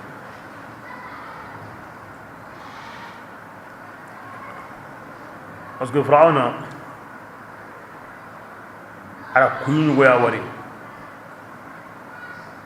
kuyu kara karandi ti kuyu yimbe ñu ko Baitul Muqaddas ari Misra ho gani qubutin kai ara subbi ho gani qibiti kaya me bani salankanu ara kunto ko ari kuyu facarano kali igjan katanu tawreni mani iti hankama keni lemme awo sare ne Misra bani salan ko nyare meni aw nyana sabuya am pankake awadiga ni an ku ge wuri kay wal ikunyam bugu Baitul Muqaddas igari ya kubarinte yusuf gari khiri keblena hankam bunen sabu mo bakal lemme di iwasar ari jaman ka homo me ari conseillers tirindi igimo mani di lemme be ganda sar min bani Israël ona kursi ko wan leñugo anna mu leñugon sare hankanga o bondo yen kitin kam agama birega igimo ke yadi kem bagati jamane ni ida kitin saundi na dabari deben su gawono ila hankambor laqe muni ke kursi yan kanne ma serungono wo yar no don kurosini angande min bani Israël angana sare bane lemme ngande yugo yiwa konni yo kan konni na tagman jenko na magan kutonko usna no wale mi uti wa kurosini le nyaare gande yimika onimi Musa ibn Imran aro Musa Samiri isu sare ke wakati yadi bane ke ma kanu kendi kallen sara gunnendi ke Musa nabi ye ke kalle amara sara kandi aw gilli Allah hinunga nan sare kem pakati kandi annan kisi kursindenga akisanga bene mo osri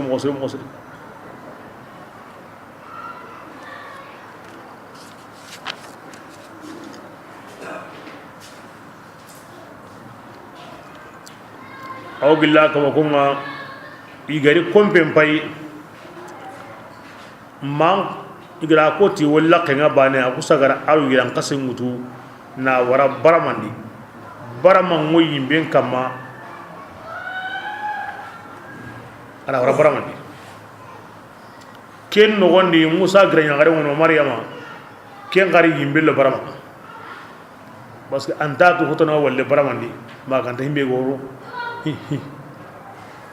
himbe go sorbe iri kompendi ira no konsu hay adu barama ngoni go yimbe kam ma goni yimbe ko mina wure anda yon do ban leminga parce que mu hari ngel lemina ngare kendi ira no konsu hay diganan sage no konsu ma har bane wari iga diga wakati ke be ya gare nyimme gara lemme nyam hobe amato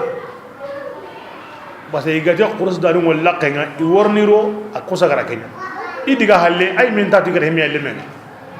parce que anda yang kana no goni ida wara yimbe ida rabaran kondo anda simile kem goni munnen no goni rabara man bay ida nya wadi yimbe gara uche be nyak ne baramanga alla ra itunga gondi amalle minen toro jima yileyme asemu alla da ana yimben taw yombu ara menya Ibrahim da ara nya Musa kada yere kisenu ne mangi ma jam bagatinya ni aywa alla ra yang kandi Musa ma no wondi anda lunganda kombon kine har bandakta nda tanga kunu mo be indari tasunga tanga ke modi law angana kanu yimega adamar min di kanana aywa khiyar no hillani ida mamur asuqa ajin angana kanu yimega awra wagande ngi anan ga wara jinga ba anyi mena lendu be mutuna awra wagande ngi na wara jinga ba kinyi be hanan talide ngabre nyonu ngamango kem pasono anaya himbe yoni aywa kanari ni be tanka makoni bo bire nyonu ngabani ga sono kenga ada ke khiyaru yautu ila wagande ngen dabari na no paga tepan kentanga na sagadi negamu ni na koli lay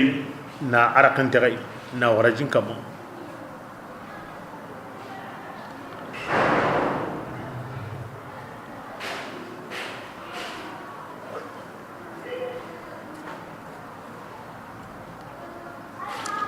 بسم الله أدينا منا أي ولا غريك وعندنا سرني كم إن كما كم بعدين عدوون كننا لم كريغا إنك الله دعني أرو كن لم كي مدعني كن فرعوني كلم كنا عون ساورا أرو وجنا قبل لم يكرمته لكن كن إمال لم كيوت إنك الله كننا لم كي كننا وألقيت محبة ati musa anda kenya nda min nyaga kede bila kebe ogara mbugundi wagandengendi nge allah ngera kanu ye qore siri ange musa kamma gillintun ka unga fir'auna arhiminu garangari an kanu yem palle ini hajun surono anga nankari والحسنى nda kenya musa ko sawra wa ina ngolli ina qoro ninge metanga en kamma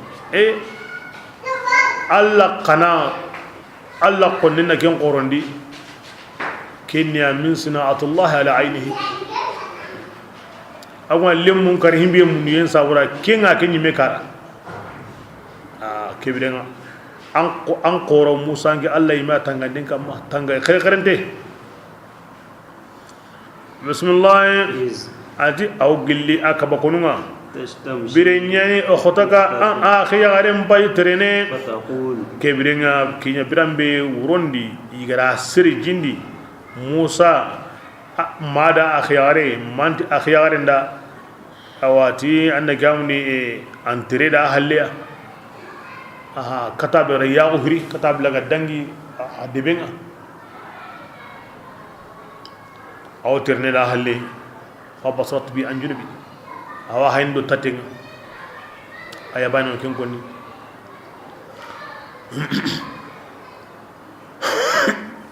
gilli wurondi magille en awdo halle awa hayni kura wutu awdo halle awa hayni irari kandi awdo halle awa hayni ila sugunda non qiri musa wa qarnu besu bara abara besu maka akumani hay alla garu bismillah fataqulu musa akhi garikotini yallingena kanda yemme magandini kinga wa khorundini wa فرجعناك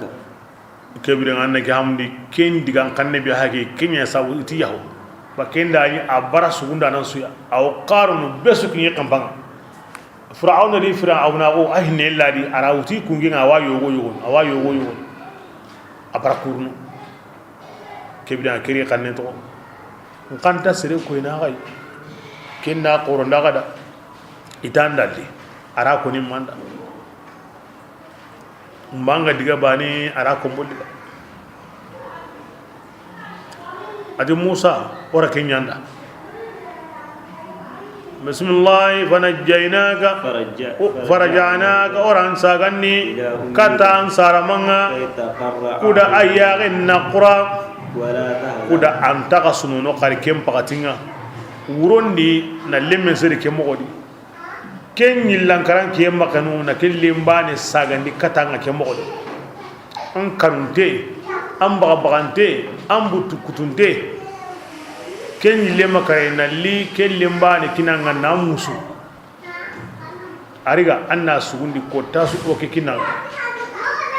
ina allah hine ayaran kura kanu yenyime dote nyime sunon tagar kari musa hindi imam sunon nyime musa ora kinyanda amma unyaga kede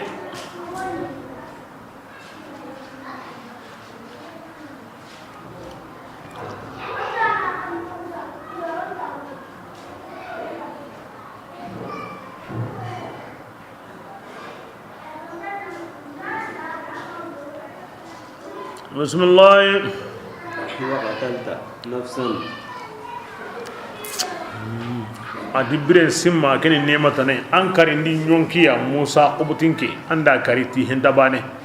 فرجيناك ya la muruti wan kalli andaka o ko nan kisindi من الغم gille ken sununga وفتناك musa o kudangen jarabi دونا jarabi gabeya oran wure baga de gabeya asuko bande o wan porgoto nini o wan kisindi o yana kenya anda de musa ammo nyaga kenga de فلبثت سنين jarabu halle sa'id ibn jubair radiyallahu anhu ara ibn abbas tirni ke aya wurini mani alla gadi wa fatanna ka futuna ti jarabi gabe oran jarabai ti alla wurini mani ibn abbas ti oran kisindi jarabi halle ati musa jarabi hana aga sare sine be lemmu khurus sine yani kenga ken jarabe ya ibn jubair amara seri jindi atuken jarabe ya ibn jubair fir'auna hammi ta kallinga ibn jubair ken jarabe ya ada qubutin ken kari ibn jubair ken jarabe ya ay mero gollinya muso nga sino tammi ibn jubair ken jarabe ya atunu killendi atam suntunu bitendi wurondi kesu ko mande ken jarabe ya kyaati allah gatinda jarabe gabe ya bismillah falabista anke musa wucun sinina awa sine gabe fi ahli madiyanan kondi an wuru halle fir'auna manga yagani summa jeda kesu halle musa an pay gari ala qadarin nan gimuti lanyira nyugoya ya musa lanyira be Allah ma nan de kesu nya halle an worni gimuti kel lanyira tan nagaten sinenti me wuro ke chak an pay gari gimuti nganet an ngarin ta woni kesu dangi kesu banen ngo an nyungolan to ni ngangira antlandi kesu na antlandi kesu lanyira nyugo yim magandi ke nganda kinya an wonni ken gemundi yere an pay gari kenya gemundi yere an wunti me tan nagaten sine wuro ke sisa ala qadar ya musa an gari nyaga ke ngara kenya nda ku kanyanda na to amma nyaga kinga ngi watu ngorna nyake nange mutu wuro ke so nyana nan yimi an worni gemutu nge khalle ke yere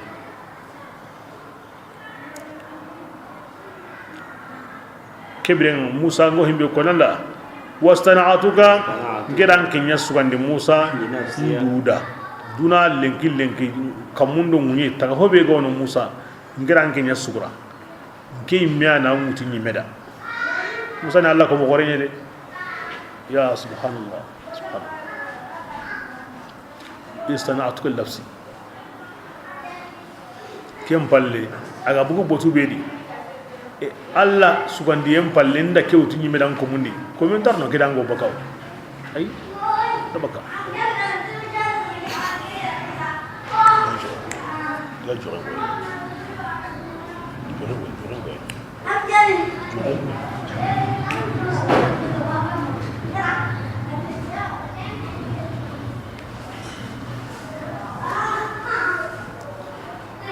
bismillah idha banta ati kembrenga musa angen nandiga wa aquka anda akhiyo haruna qad yakatta sirunga tinge ayanu kabiyani hillo wa magasisa wala taniya ahil limma hatankara nge allah hin konnendi de anda wari musa gabramme musa mun allah ma haruna kahiya awad gamen ya dona me de ma allah hin konnenga birambe musa ka allah ga walla walla keda awagar allah nyaga bitonyeri dangi halle tana kunyida allah tindi nyanda ndum ko kana nyanda ati diga ila kebira kama hatan karange allah hin konnindi anmira ke kama hatan karange allah hin konnindi allah ti musa be allah gati ida sugandi ida uti meda adu awa haruna be allah gara awa akini musa yi anidu de matai allah tikunna timaka hatankara allah hin konnindi kebe okutunga komen maka hatankara allah hin konnindi allah hin konni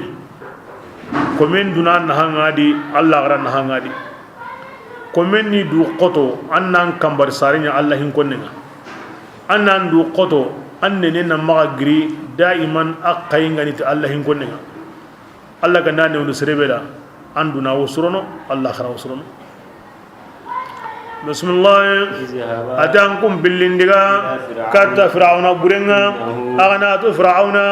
adagaran qarare himbe tini allah kenna kan pangale ngakendi mosu wa qula qawlan aghilna digame koni fir'auna dangani digam mo onte kada awo sini ankum pakendi ana waji mana kanu allai ankum pakendi amma alla koni la alla ndakem pakendi de alla watu anta dugene watu anta waji ga ankum takentu ankum pakendi ayugunu ndi awo dugene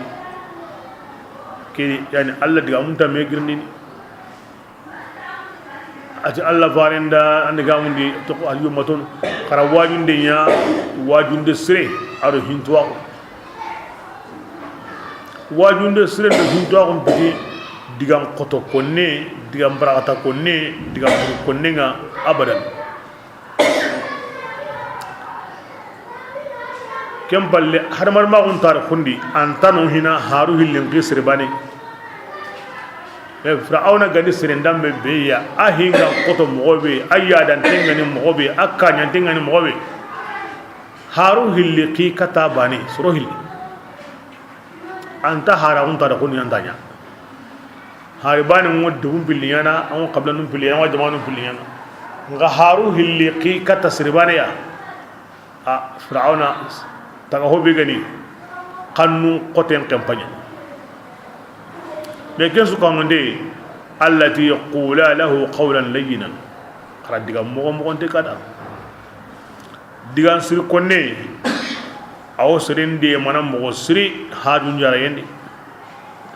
هاجون غما جاري خا الله زران تمانتني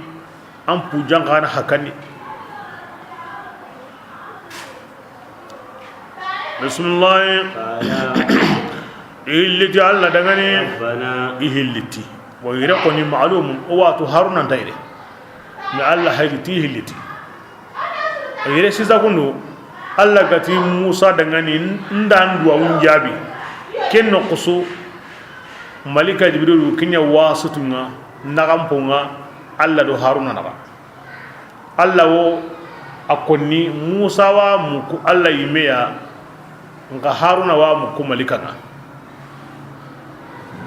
gilli Allah gati Musa da ndunge tayi angara himbe ko nda kinanga kenno kusu haruna harina ho ajobe haruna do Musa isun nabiyyu isun rasul wal kana mu'tamidu kono woto ndi haruna ni nabiyyu ni Musa ni rasul nabiyyu ay isun nabiyyu isun rasul amma wade Allah o himbe ko nawdi inanya domi اذهب أنت وأخوك أصره لي اذهبا إلى فرعون قد يكت فرعون ولا تنيا في ذكري قمغا حتى كرنج الله يكونني قولا له قولا أغهل ندغامك يعني يسون النبي يسون الرسول بسم الله إهل في ربنا يا وكما أنا دعوكم أو كنني أما جاون تاعو أو كمني ما في سيرنا يدو درو دينا أو كنا كينغدي بس كفرعون واتو سلبي كن جاون تاعو ني ماني نانكوسا غروريغا نورو كاسوم أو هين تاعا تويني كاري أنا مغون كياندي أن أنكوسا غدا هين تاوندي wal ma kusa gar woriga no karita bane nani haro ma diga men ko ni o kanna kinga de ahillandi awanya taga aro hayni no to no ando jatane me aro ken gane antan kalli antan katunu an wurni anta kitanango sehne da bate anta wali me anda mugubane nan dilli men ni kai o wunyana no anta o jatane kare awi di wuto no kamundi ku hilli aro ko hilli suka mandenga edi andaga mune e o kanna ko hilliya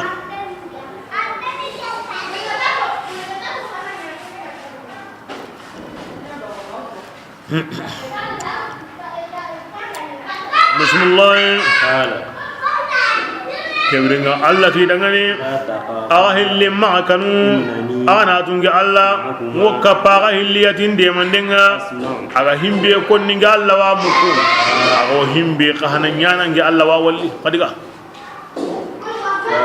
fatiyahu aga hilli fir'auna kebringa awurni jumla nu yakini asisa nigamundi awa agari yamari tindiga jumla nu tummi ana kinya kinya yang kandu tummi ara kenya kila yire ana diga ara ku diga kandu tummi diga hana bismillah inna faqula ahilina diga anta dangani inna oku hilli kamandenga rasula rabbika okun anka mamparum pillai فأرسل kini diga mpana hillandi wa arsil bani israila بني إسرائيل israila de mungara معنا in kapoi indiga kapoi ombuan jamanendi oga bugu no kobi orano sham kini diga pillandi ولا تعذبوا asikandi maga iyangan kata ango kamana i wara awa agani wala golle ne jamane paten gollu iyana kenya sirahun gollu angu nyimo kenya kebirenga magi iyangan kata maga kenya siko أجئناك awa digan nakatani oranga بآيات ti tagumanceya nangiran kamanga himbe wa koini oga toni alla harenga tagumancewo ma na koyanga والسلام digan karagandi kisiyengo Alaman. yemmen kamma Ittaba. agara alhuda kingara kanda yembatu ken kamanu kisin yanga katayenga إنا kebrenga digan tumundi kenyena ko tunganga أدوية ila wahanya kato kuya inna oku ngedo Musa do Haruna oku Allah wahanya katoi أن nanti العذاب yanga katayenga Alaman. aw yemmen kamma Zaba. kenga garan kuto oku digame kay agari halle koy oku gongonde kay ken kon dengo kuda ada ku digamu tumya kwada ida nanti like ko fra ko digame bay digan deppe digal logonde ba oku Allah harunye katanga o serun kini orin diga mari wara golle kotenga anga masagoy tagmanjewo maga himbiga koyni ogri Allah katanga wa annan kisi anna lodo kuro kakede kem bala konin dongo kuda tanga nda baro ku khalle ke nam palle ko yai ha na kemi ngo frauna da kenta newde antani jamanin di kwani golle ho gani hatan golle kwana nya bismillah قال ايوه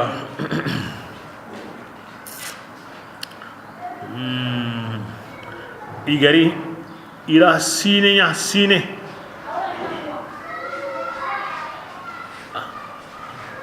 ima katarno awi hitu o tasu iworni karakada ti okwere Musa do Harun kam Musa nge Musa yaho eti mani eti Allah de kikatan sine bane yara hilani be goni aya mo na ke ga Allah ga tarandanya ni awanya ta Allah ran gendi ga ngale yiwu nya diga na sagani Allah kite ko dawelo ati kharirondi la Allah na natasalla bihim ina khire mboylendi yorna himbe ko ni ananya ana khire bu ko tay aw taun ali suru honya tun jaruntun do aw hoyni mono aywa yok mana kum fay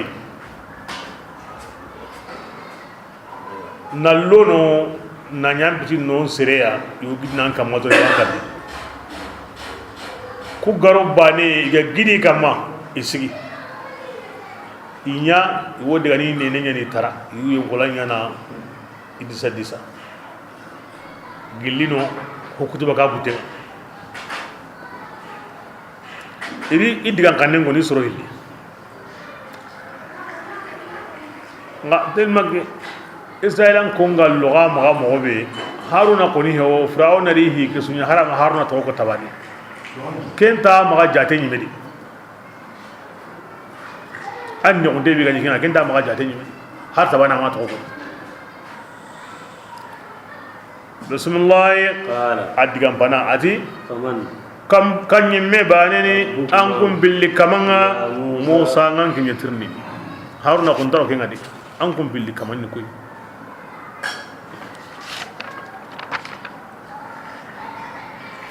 parce que firawna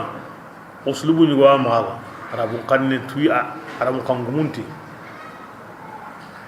firawna adgamin agod gamin mutune kilebe kama anta sere suma awi digam kon lema ago digame be konni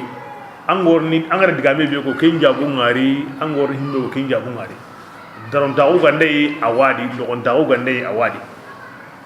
waqildi balagu mo al uslub al fir'auni film karo digame nga ke sabura Allah wa digame sere ne oda wati gab Allah harun palle sere ran aro sere nda digame ko digamu libane an kurun ka Allah harun ko kundo sere ndaba man rabbukuma anya bi lafz hada man rabbukuma parce que rububiyya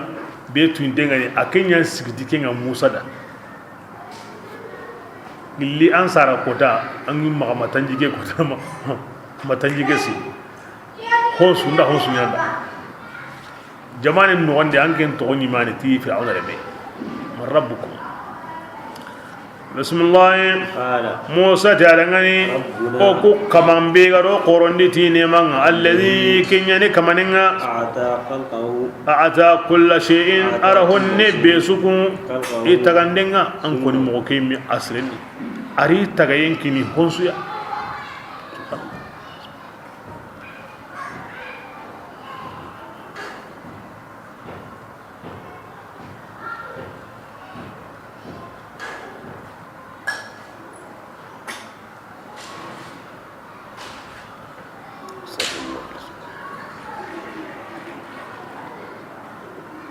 بسم الله ثم هدى كم بالي على سكرنا كم مغان كتو كنت تتغوصنا أعطى كل شيء خلقه ثم هدى كن واقرنا أعطى كل شيء خلقه ثم هدى خلقه أدو خلقه أغر هو تغا أدام كونان كندا أري تغا ينكني تغا هون سويا نا كندا Allah tagaye azim duna hakan harmare me difference ni go besoro besona asu duna hakan harmare be go duna di milliard ni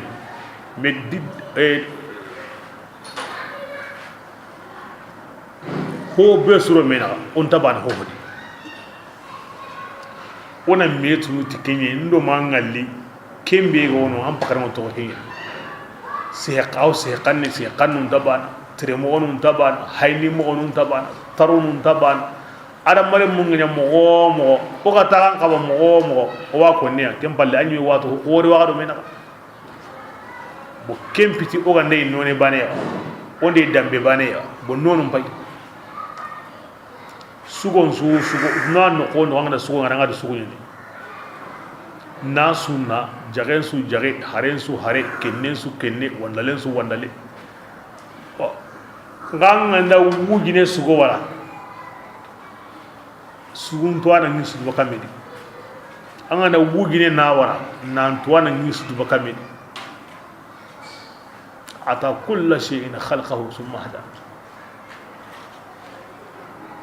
dambe do dambe ntabana dambu nyime kari intabana qabla ntabana qabla nyime kari intabana taga ndem taga ho aso kem wadi summa hada arabe sukanda ibra mogo imini mogo iyari mogo illa hiya mogo tora mundu mogo na ngurubaka tora ngamogo na hankita mogo besu ada mare mendi tana an hango no kube wakati be o kenda barni an torango himbedi an wurnu kenga anga yigene mogobe Allah na ko ina anga minni mogobe Allah na ko ina anga gabono mogobe Allah na ko ina kai subhanallah ad huwa rabbi firawna ango minna kidi ara digame be ko ni ara ga jafi digame be indaban sere digame tiki firawna minna kidi ana minna kidi takkan takid bismillah agara tuketa digame nyagantu iburo no kube ari ga digaro no kube inda me sara ke sabura ara digame mo nyinda Fir'auna ti dangani فما بال القرون jaman dun ko nun lahalan kani kan kawaken kani kan jama'an binu ka dangi nuhu do hudi lutu do salihu kebrenga angati kawatan ken kama kun kara kama ne tanabatu قال kib amar adgamin illa musa ta dangani kun koni awatuagu kenginge kama nindini aw sahandi hodi لا يجل kebrenga aywange kama anta samma hohosi ولا ينسى anta mungun hohosuya aha ken kawaramo ken maga الذي nuhu kaware hudu kaware hananu kaware buri batiye ken mu Allah maga nge kaman ni tunganye على الأرض musa wasagine kata atirnde hanake mar rabbukuba nge rabbun yani kamane ya ja'ala larda arangunyin taga an kundangani nanya baidonga صدق ara killum bugundi an kundangani awangunyendi وأنزل nge معه kamanya na jinyankandi baka tabullendi فأخرجنا أزواجا ora noni gaben senunni tikenjiya gilli funti honu ashata ken sanqi tengani كلوا nge kama ati aga dangani awa kayige gilli awa funti honu guya وارعوا anamakum aga na gadda banun nagani gilli funti homa inna la ayatin kayhi gameo ku komponu di hakaran ton dangani musaran ko digamu azim hakaran te kayhi gameo kid bismillah منها خلقناكم kin Allah udangini timunye makan kutonga munye odan kun taga munyendi ونعيدكم o aga sagandini munyendi anga karanno ko no ko Allah garne sejuranye ونخرجكم o lagarni naga bugundi munyendi kari naga wundi تارة taya kinni ta tanai taganden jo pahalle o saginadi anatla kari ano bugadi munye lakini nadanga da karango wundi ni lakini dallem bangandi anga bugu munyendi bane kebirin anta kontu no bakadi kari bismillah ولقد أرينا ati wallahi o kuda fir'auna ngarinni o ayanun kabbiya asu فكذب fir'auna agaran kutu tasuya awtini mani sihrun mubin abara kannu ko tawon Allah ora suko ya ikambi ama tongondi ata sukorote akannu ko taw atogi mogondi قال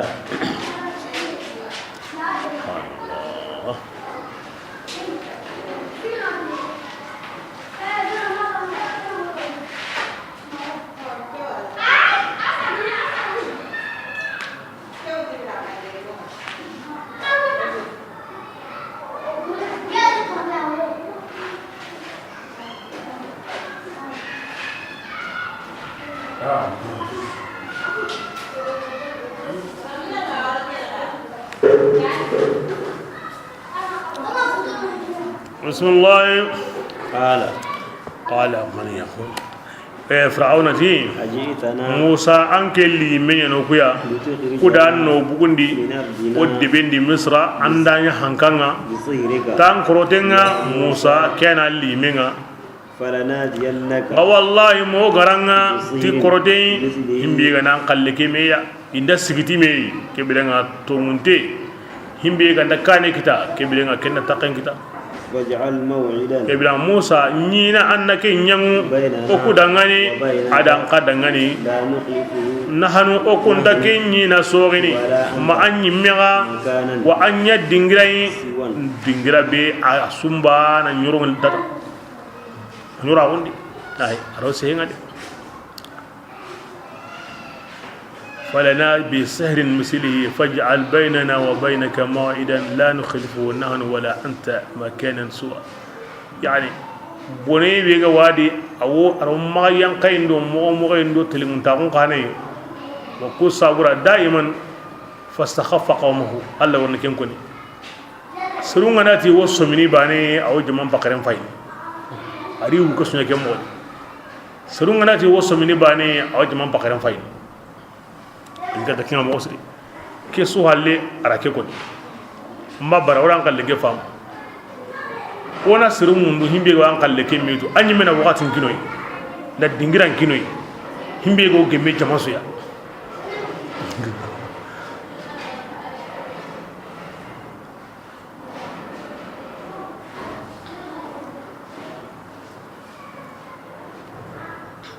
bismillah قال musa ti dangani موعدكم kebre aga nyinanga يوم الزينة kenni ay wasuram magan kotanga وأن ينشر الناس aga nyana aw gati be ga asrun nan ka huma me يهن wuluham pakatinga me akota musa na kini kota nga gati be ga musa na kini ando serebe go me kundu angara hinkini kenyi me inta tantere muntenni muzakara wakati be ken kota nga ibana nyugwani kullen tanya na jama'an na kusu ngollen din hugusi wala sana ne besu jondi anya wulu han pakatin hana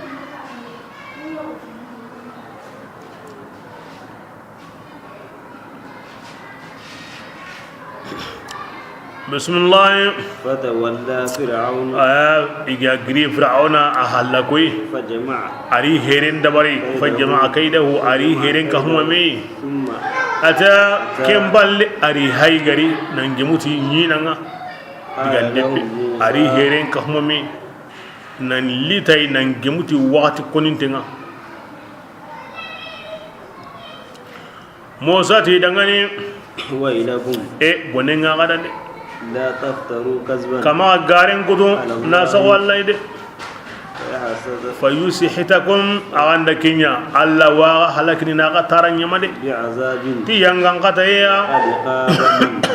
abati yemengi ke durawo ترى kengara garen kudu na sawallai de kibrina kama garen sawallai de al ishatu ni namunyon ko nanyima agana garen sawallai awa munyon ko na ganyima de khabaganya de harun do ande nyimmu igongondinata bismillah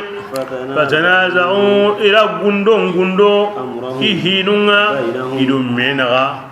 wa asarru najwa ila gundo fatanaza'u amrahum ila hin futu me idum menaga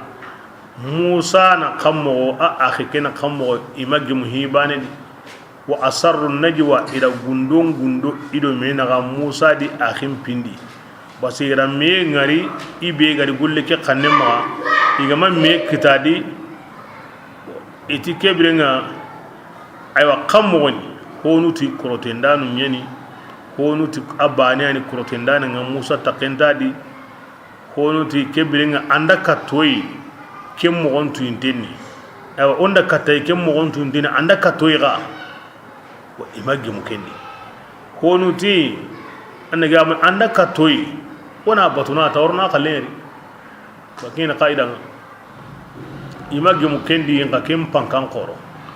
ba hakaran donga ne golle yana ga tawna so ko asusu agorni sare himbi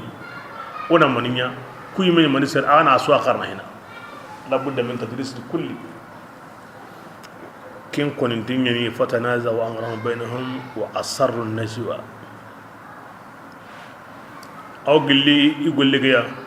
eti basin dari ona herenya wondi oni wari ndakke agonyana mobe ita hin suna guma kyade ida herenya mi ga musa kankante ngalli wondi ida wari guma ke aw musa tangada aw gilli aw yari ni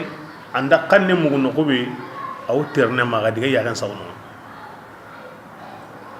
etike hiti kurotede kurotendana nganda kenke akroten kenke ahin so ngone go guma gadi ke guma hiti kurote ira akko fir'auna da atilla gollen koninya ay menya worno kore anyana awai tu korote hede awa tigi ona tanyana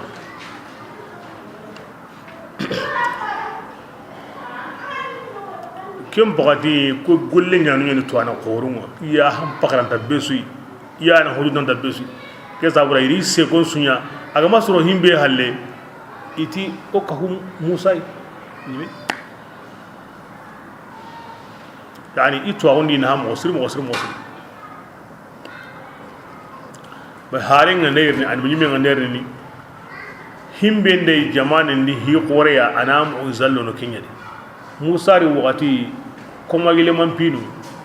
himbe kan tangarin ta golli kan na kay nyonkindi ken kama yaro hida kinya to on hore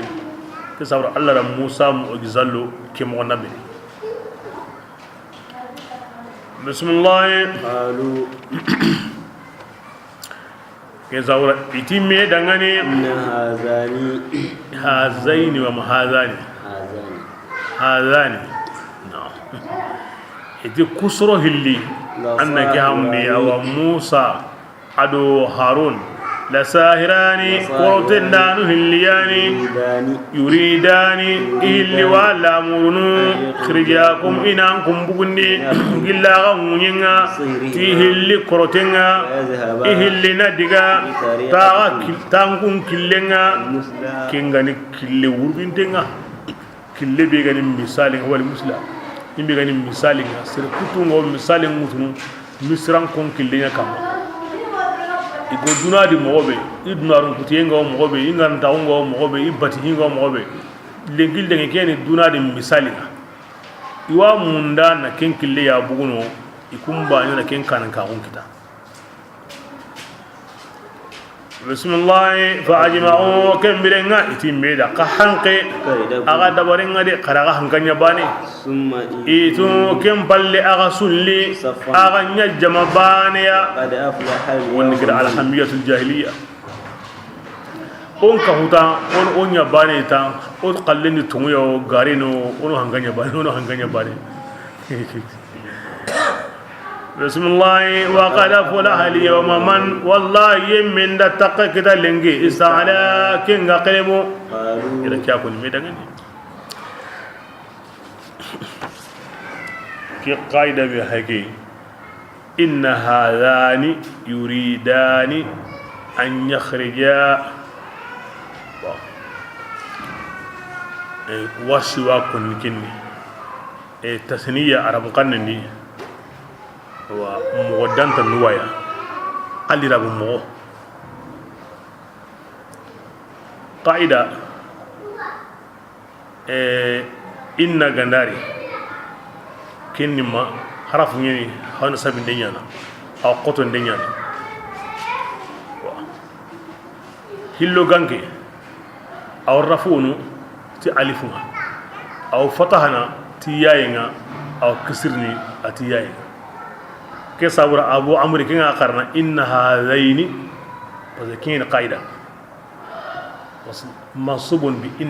inna nasbi donc hadaini hillo ganki ni bo qaidan qadi hillo ganki aw nasabini tiyayinga aw kasirni tiyayinga aw rafu'nu ya ti alifu amma ko e warsiti inna hadani ken kan qaida ngoy akawno ka ken piti qaida nyimi aram kan ni wani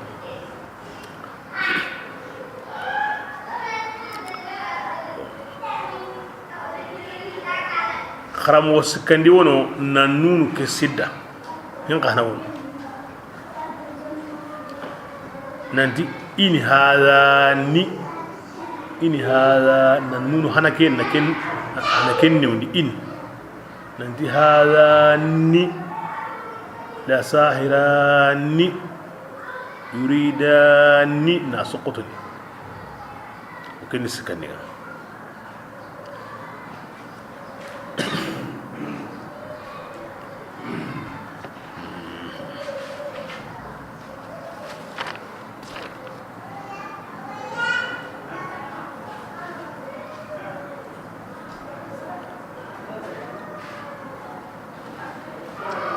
aida bego ni tasniya daiman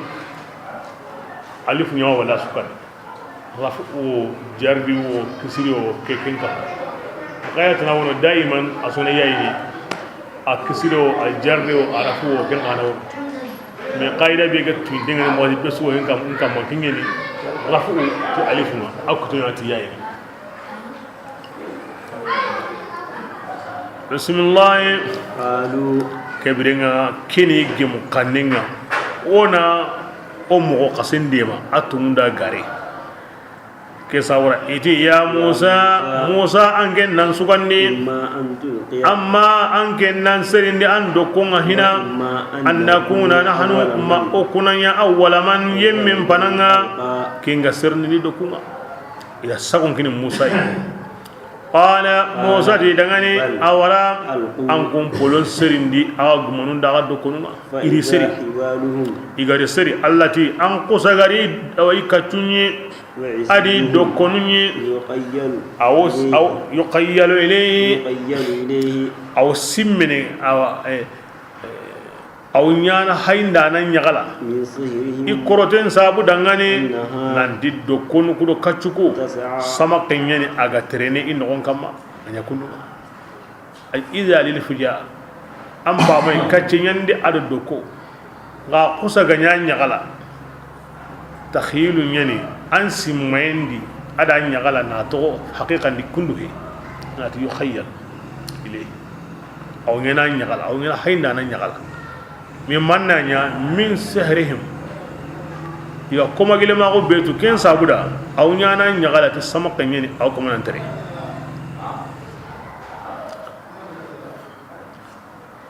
bismillah فأوجد خيفة عجيب أوجس خيفة في نفسه موسى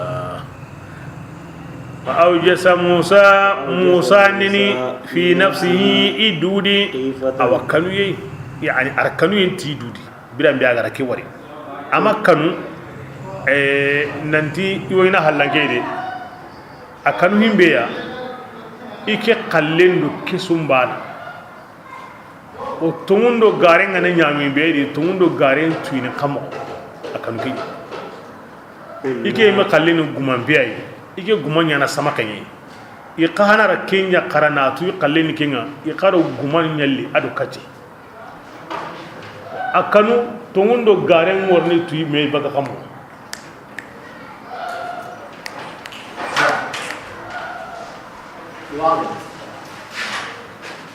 akanu ki kemballa amma kanu nan di koni kyona wurrange o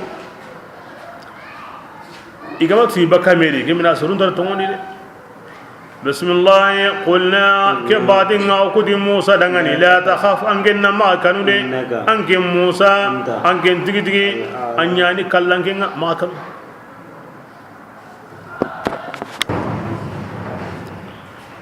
bismillah alladhi ma kanu angen na hon siri kinga wanta inkitendi Musa ra siri agara siri Musa Allah taala aw qusa hon sutoni toni igara ken golle annama fir'auna siruku golle aw qorotendanan dabarenye innama lil hasan Musa konta kane hunta halli igara himbe nya qoroten ba ne yani to udambe suhi ho ولا يفلح الصاحب غاغا كوندا موسى كروتندانا انت تقدر كتنا حيث نقص اغاري نوتي كروتين اغاري نقص تي كروتين لا يفلح مزاري دو كونسري الله غراكم مغبي فتلقى كل ما صنعوه تنيري نغمت غندا على سوتوني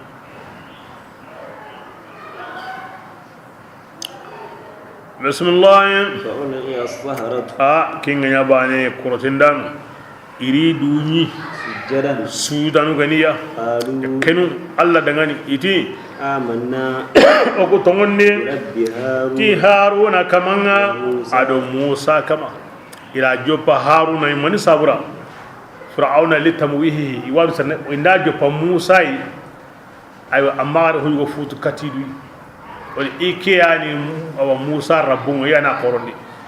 be birabbi harun iwatu kona ucha ma khairin haruna da ila jobaki bismillah قال fir'auna ti dangani آمنت yalli an kuntum ni له Allah hindi ka bako mo de ya Allah hindi ka bako kusir ndo hilido menaga kunda kana la to manandi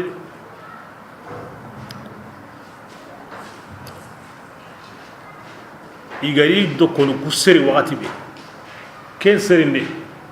kindani hakkango kahira unga fir'auna de mandenga misra diga kille qasen de mandenga ken no qobane i meri du seri na subi allah kusir no hilna allah to mede allah to itu agundina to agunyo biten ko ni serenga na khoren ko yanga na osiren ko yanga na uburen ko yanga na kanda yen ko yanga na samunta ko yanga itu agunda ko yi o gudan ke ko ni ho ganda katake kin hota nay to anan nasirin yana kundwa to anan gollin ke maga digaro am pawon gambate maga digaro aywa an jihidin bate maga digara an pankam bate maga digara an kitayen bate himbe gani tunga himbe gani Allah kallinga annan tokkido kembate anga watu mogobe annan tokkido kembate itu agundina bismillah qala iganya di fir'auna ti dangani amantu an kun tungundi lahu Musa dangani qabla an ku kane yan da haramati lahuma nani kuti amanna bi rabbi harun wa musa amantum lahu an kuntum wanda da qabla an ku kane nge fir'auna ga dungine aga dangani kibi atuiti ke nanti musa lakabirukum aga karamu qoren tigi tigi yani karamu qoren be agara aga karamundi koroten tuakunga kibira kena agum kannini awa munda na hankan digandi agawa munda na jamane mutu agara ga du bangande qurayndi ti hogiran kenga anda ga ni wakati be agana kai kebire nga jamane sunade a qallen tunga ken here nyai inna hadha lamakrun makartumuh fil bilad ahin gon aya ni ken here nyai ara ke da war jamane dike kanama adgami sillani la musifun bale qaida ndi sere gana ngara hoy kata bla garang ngara agara hon su ko na sunyama hara agara ga musonko inna lana la ajran atiyahu innakum minal muqarrabin arakan su ko ganda kata muso wodawa ara ga musonko aga nda kondo an ko wana sai kata kinga manini to nga golle masuro ma on ko wana maninya aga na ga kallenko on ka hadina nga kanin kallenko wanda ga muhimberi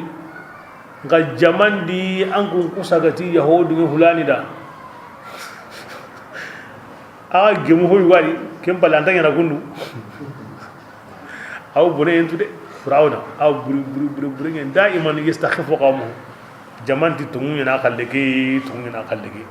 kini gemu kanne kem balanta yana gundu bismillah wala ughati anna aydi ke bidenga kata akusara kite nyime kuntawane are kitindi ni jiragi na kiten kutu minga kutu ndiaga kitunga ada aga tanunga na kutura kunyina meso okay dabar wa minga raga siti awa tamuro tingunga nangari den siti manga kara wal managa kitun kutu naga jogin den siti kebirenga aw kallam aw kemo wali saren tarna ga ima ga kara wakati o kenyana kura maninya ida kiyaya bismillah ma garatu tigi tigi ayyuna yani oku ado musa kama ashaddu al kebe gan qoto yangan qatayen awrne kentu ado himbe yangan qatayen gan lumanta iso ganan kama awrne kentu oku ado musa kama raun abren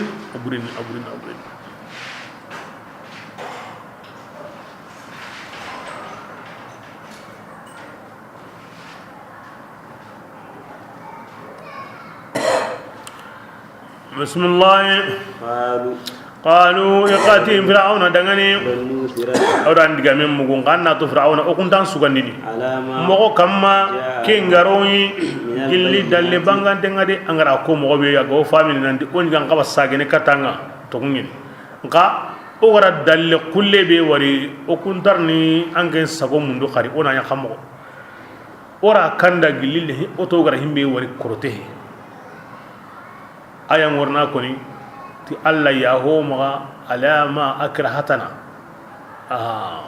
o kenyana ay gonundi alla na ya ho ma angaro on nakinde be nyano wara gulleki ana ya ho ma kin we gulleki la garu kuratu tigi tigi nanti gollu kun dabana ari jako ya inanya o ga batina kanda gilli o ga mari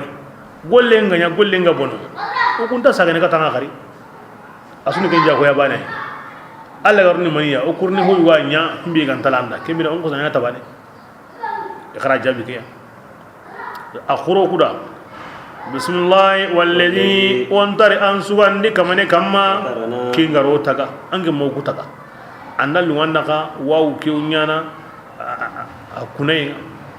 on tan sugandini to agu kamma to agu be gara kentu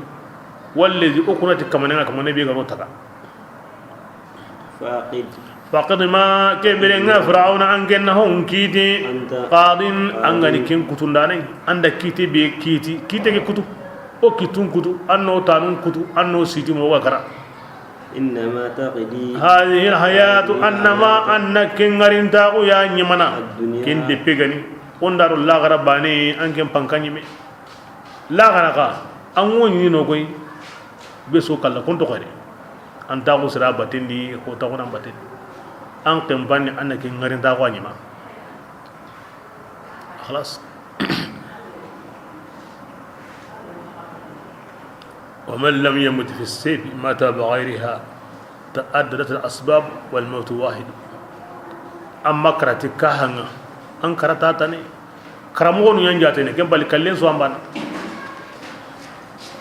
بسم الله إن أكوكني توني تو كمانا كوسابورا أو كمانات كفاري أو فتوندي هنونا وما أغرى فتوندي بينيا أيوة أنا كنيام بودا ana ho nyamba o dangani an ken firauna garo naqi ken kamma awa gilli krotenga kebirenga andu jako ya wuce oratu akalle kero kalle ken taban alla ga naya ho ma kebirenga ora kunjiru benya yani o kuyimina lengi dugu ken junubu ni o mega ngawa lengi medu ku lengi ni ngawa na ni o kutubi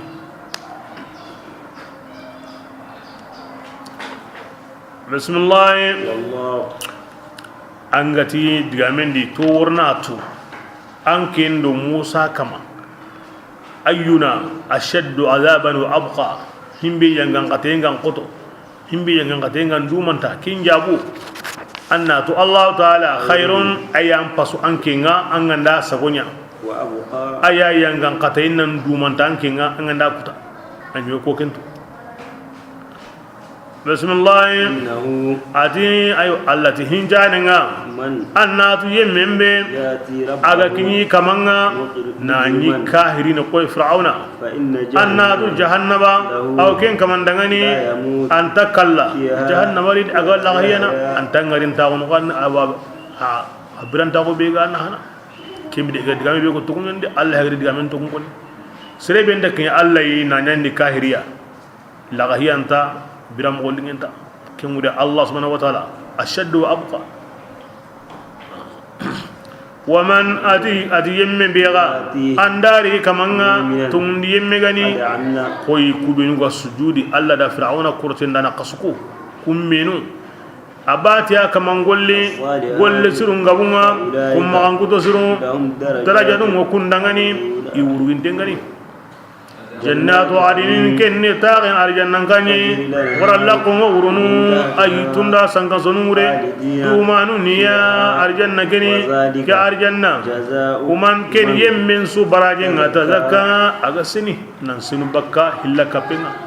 انغاني اسلامي نانسنو بكا جنوبنا توبانون دغراني جنة عدن يا تونكو يغتي والله خير الله امپسو ابتاناندا aya yangan katain nan to onta ikutan danan ila tungko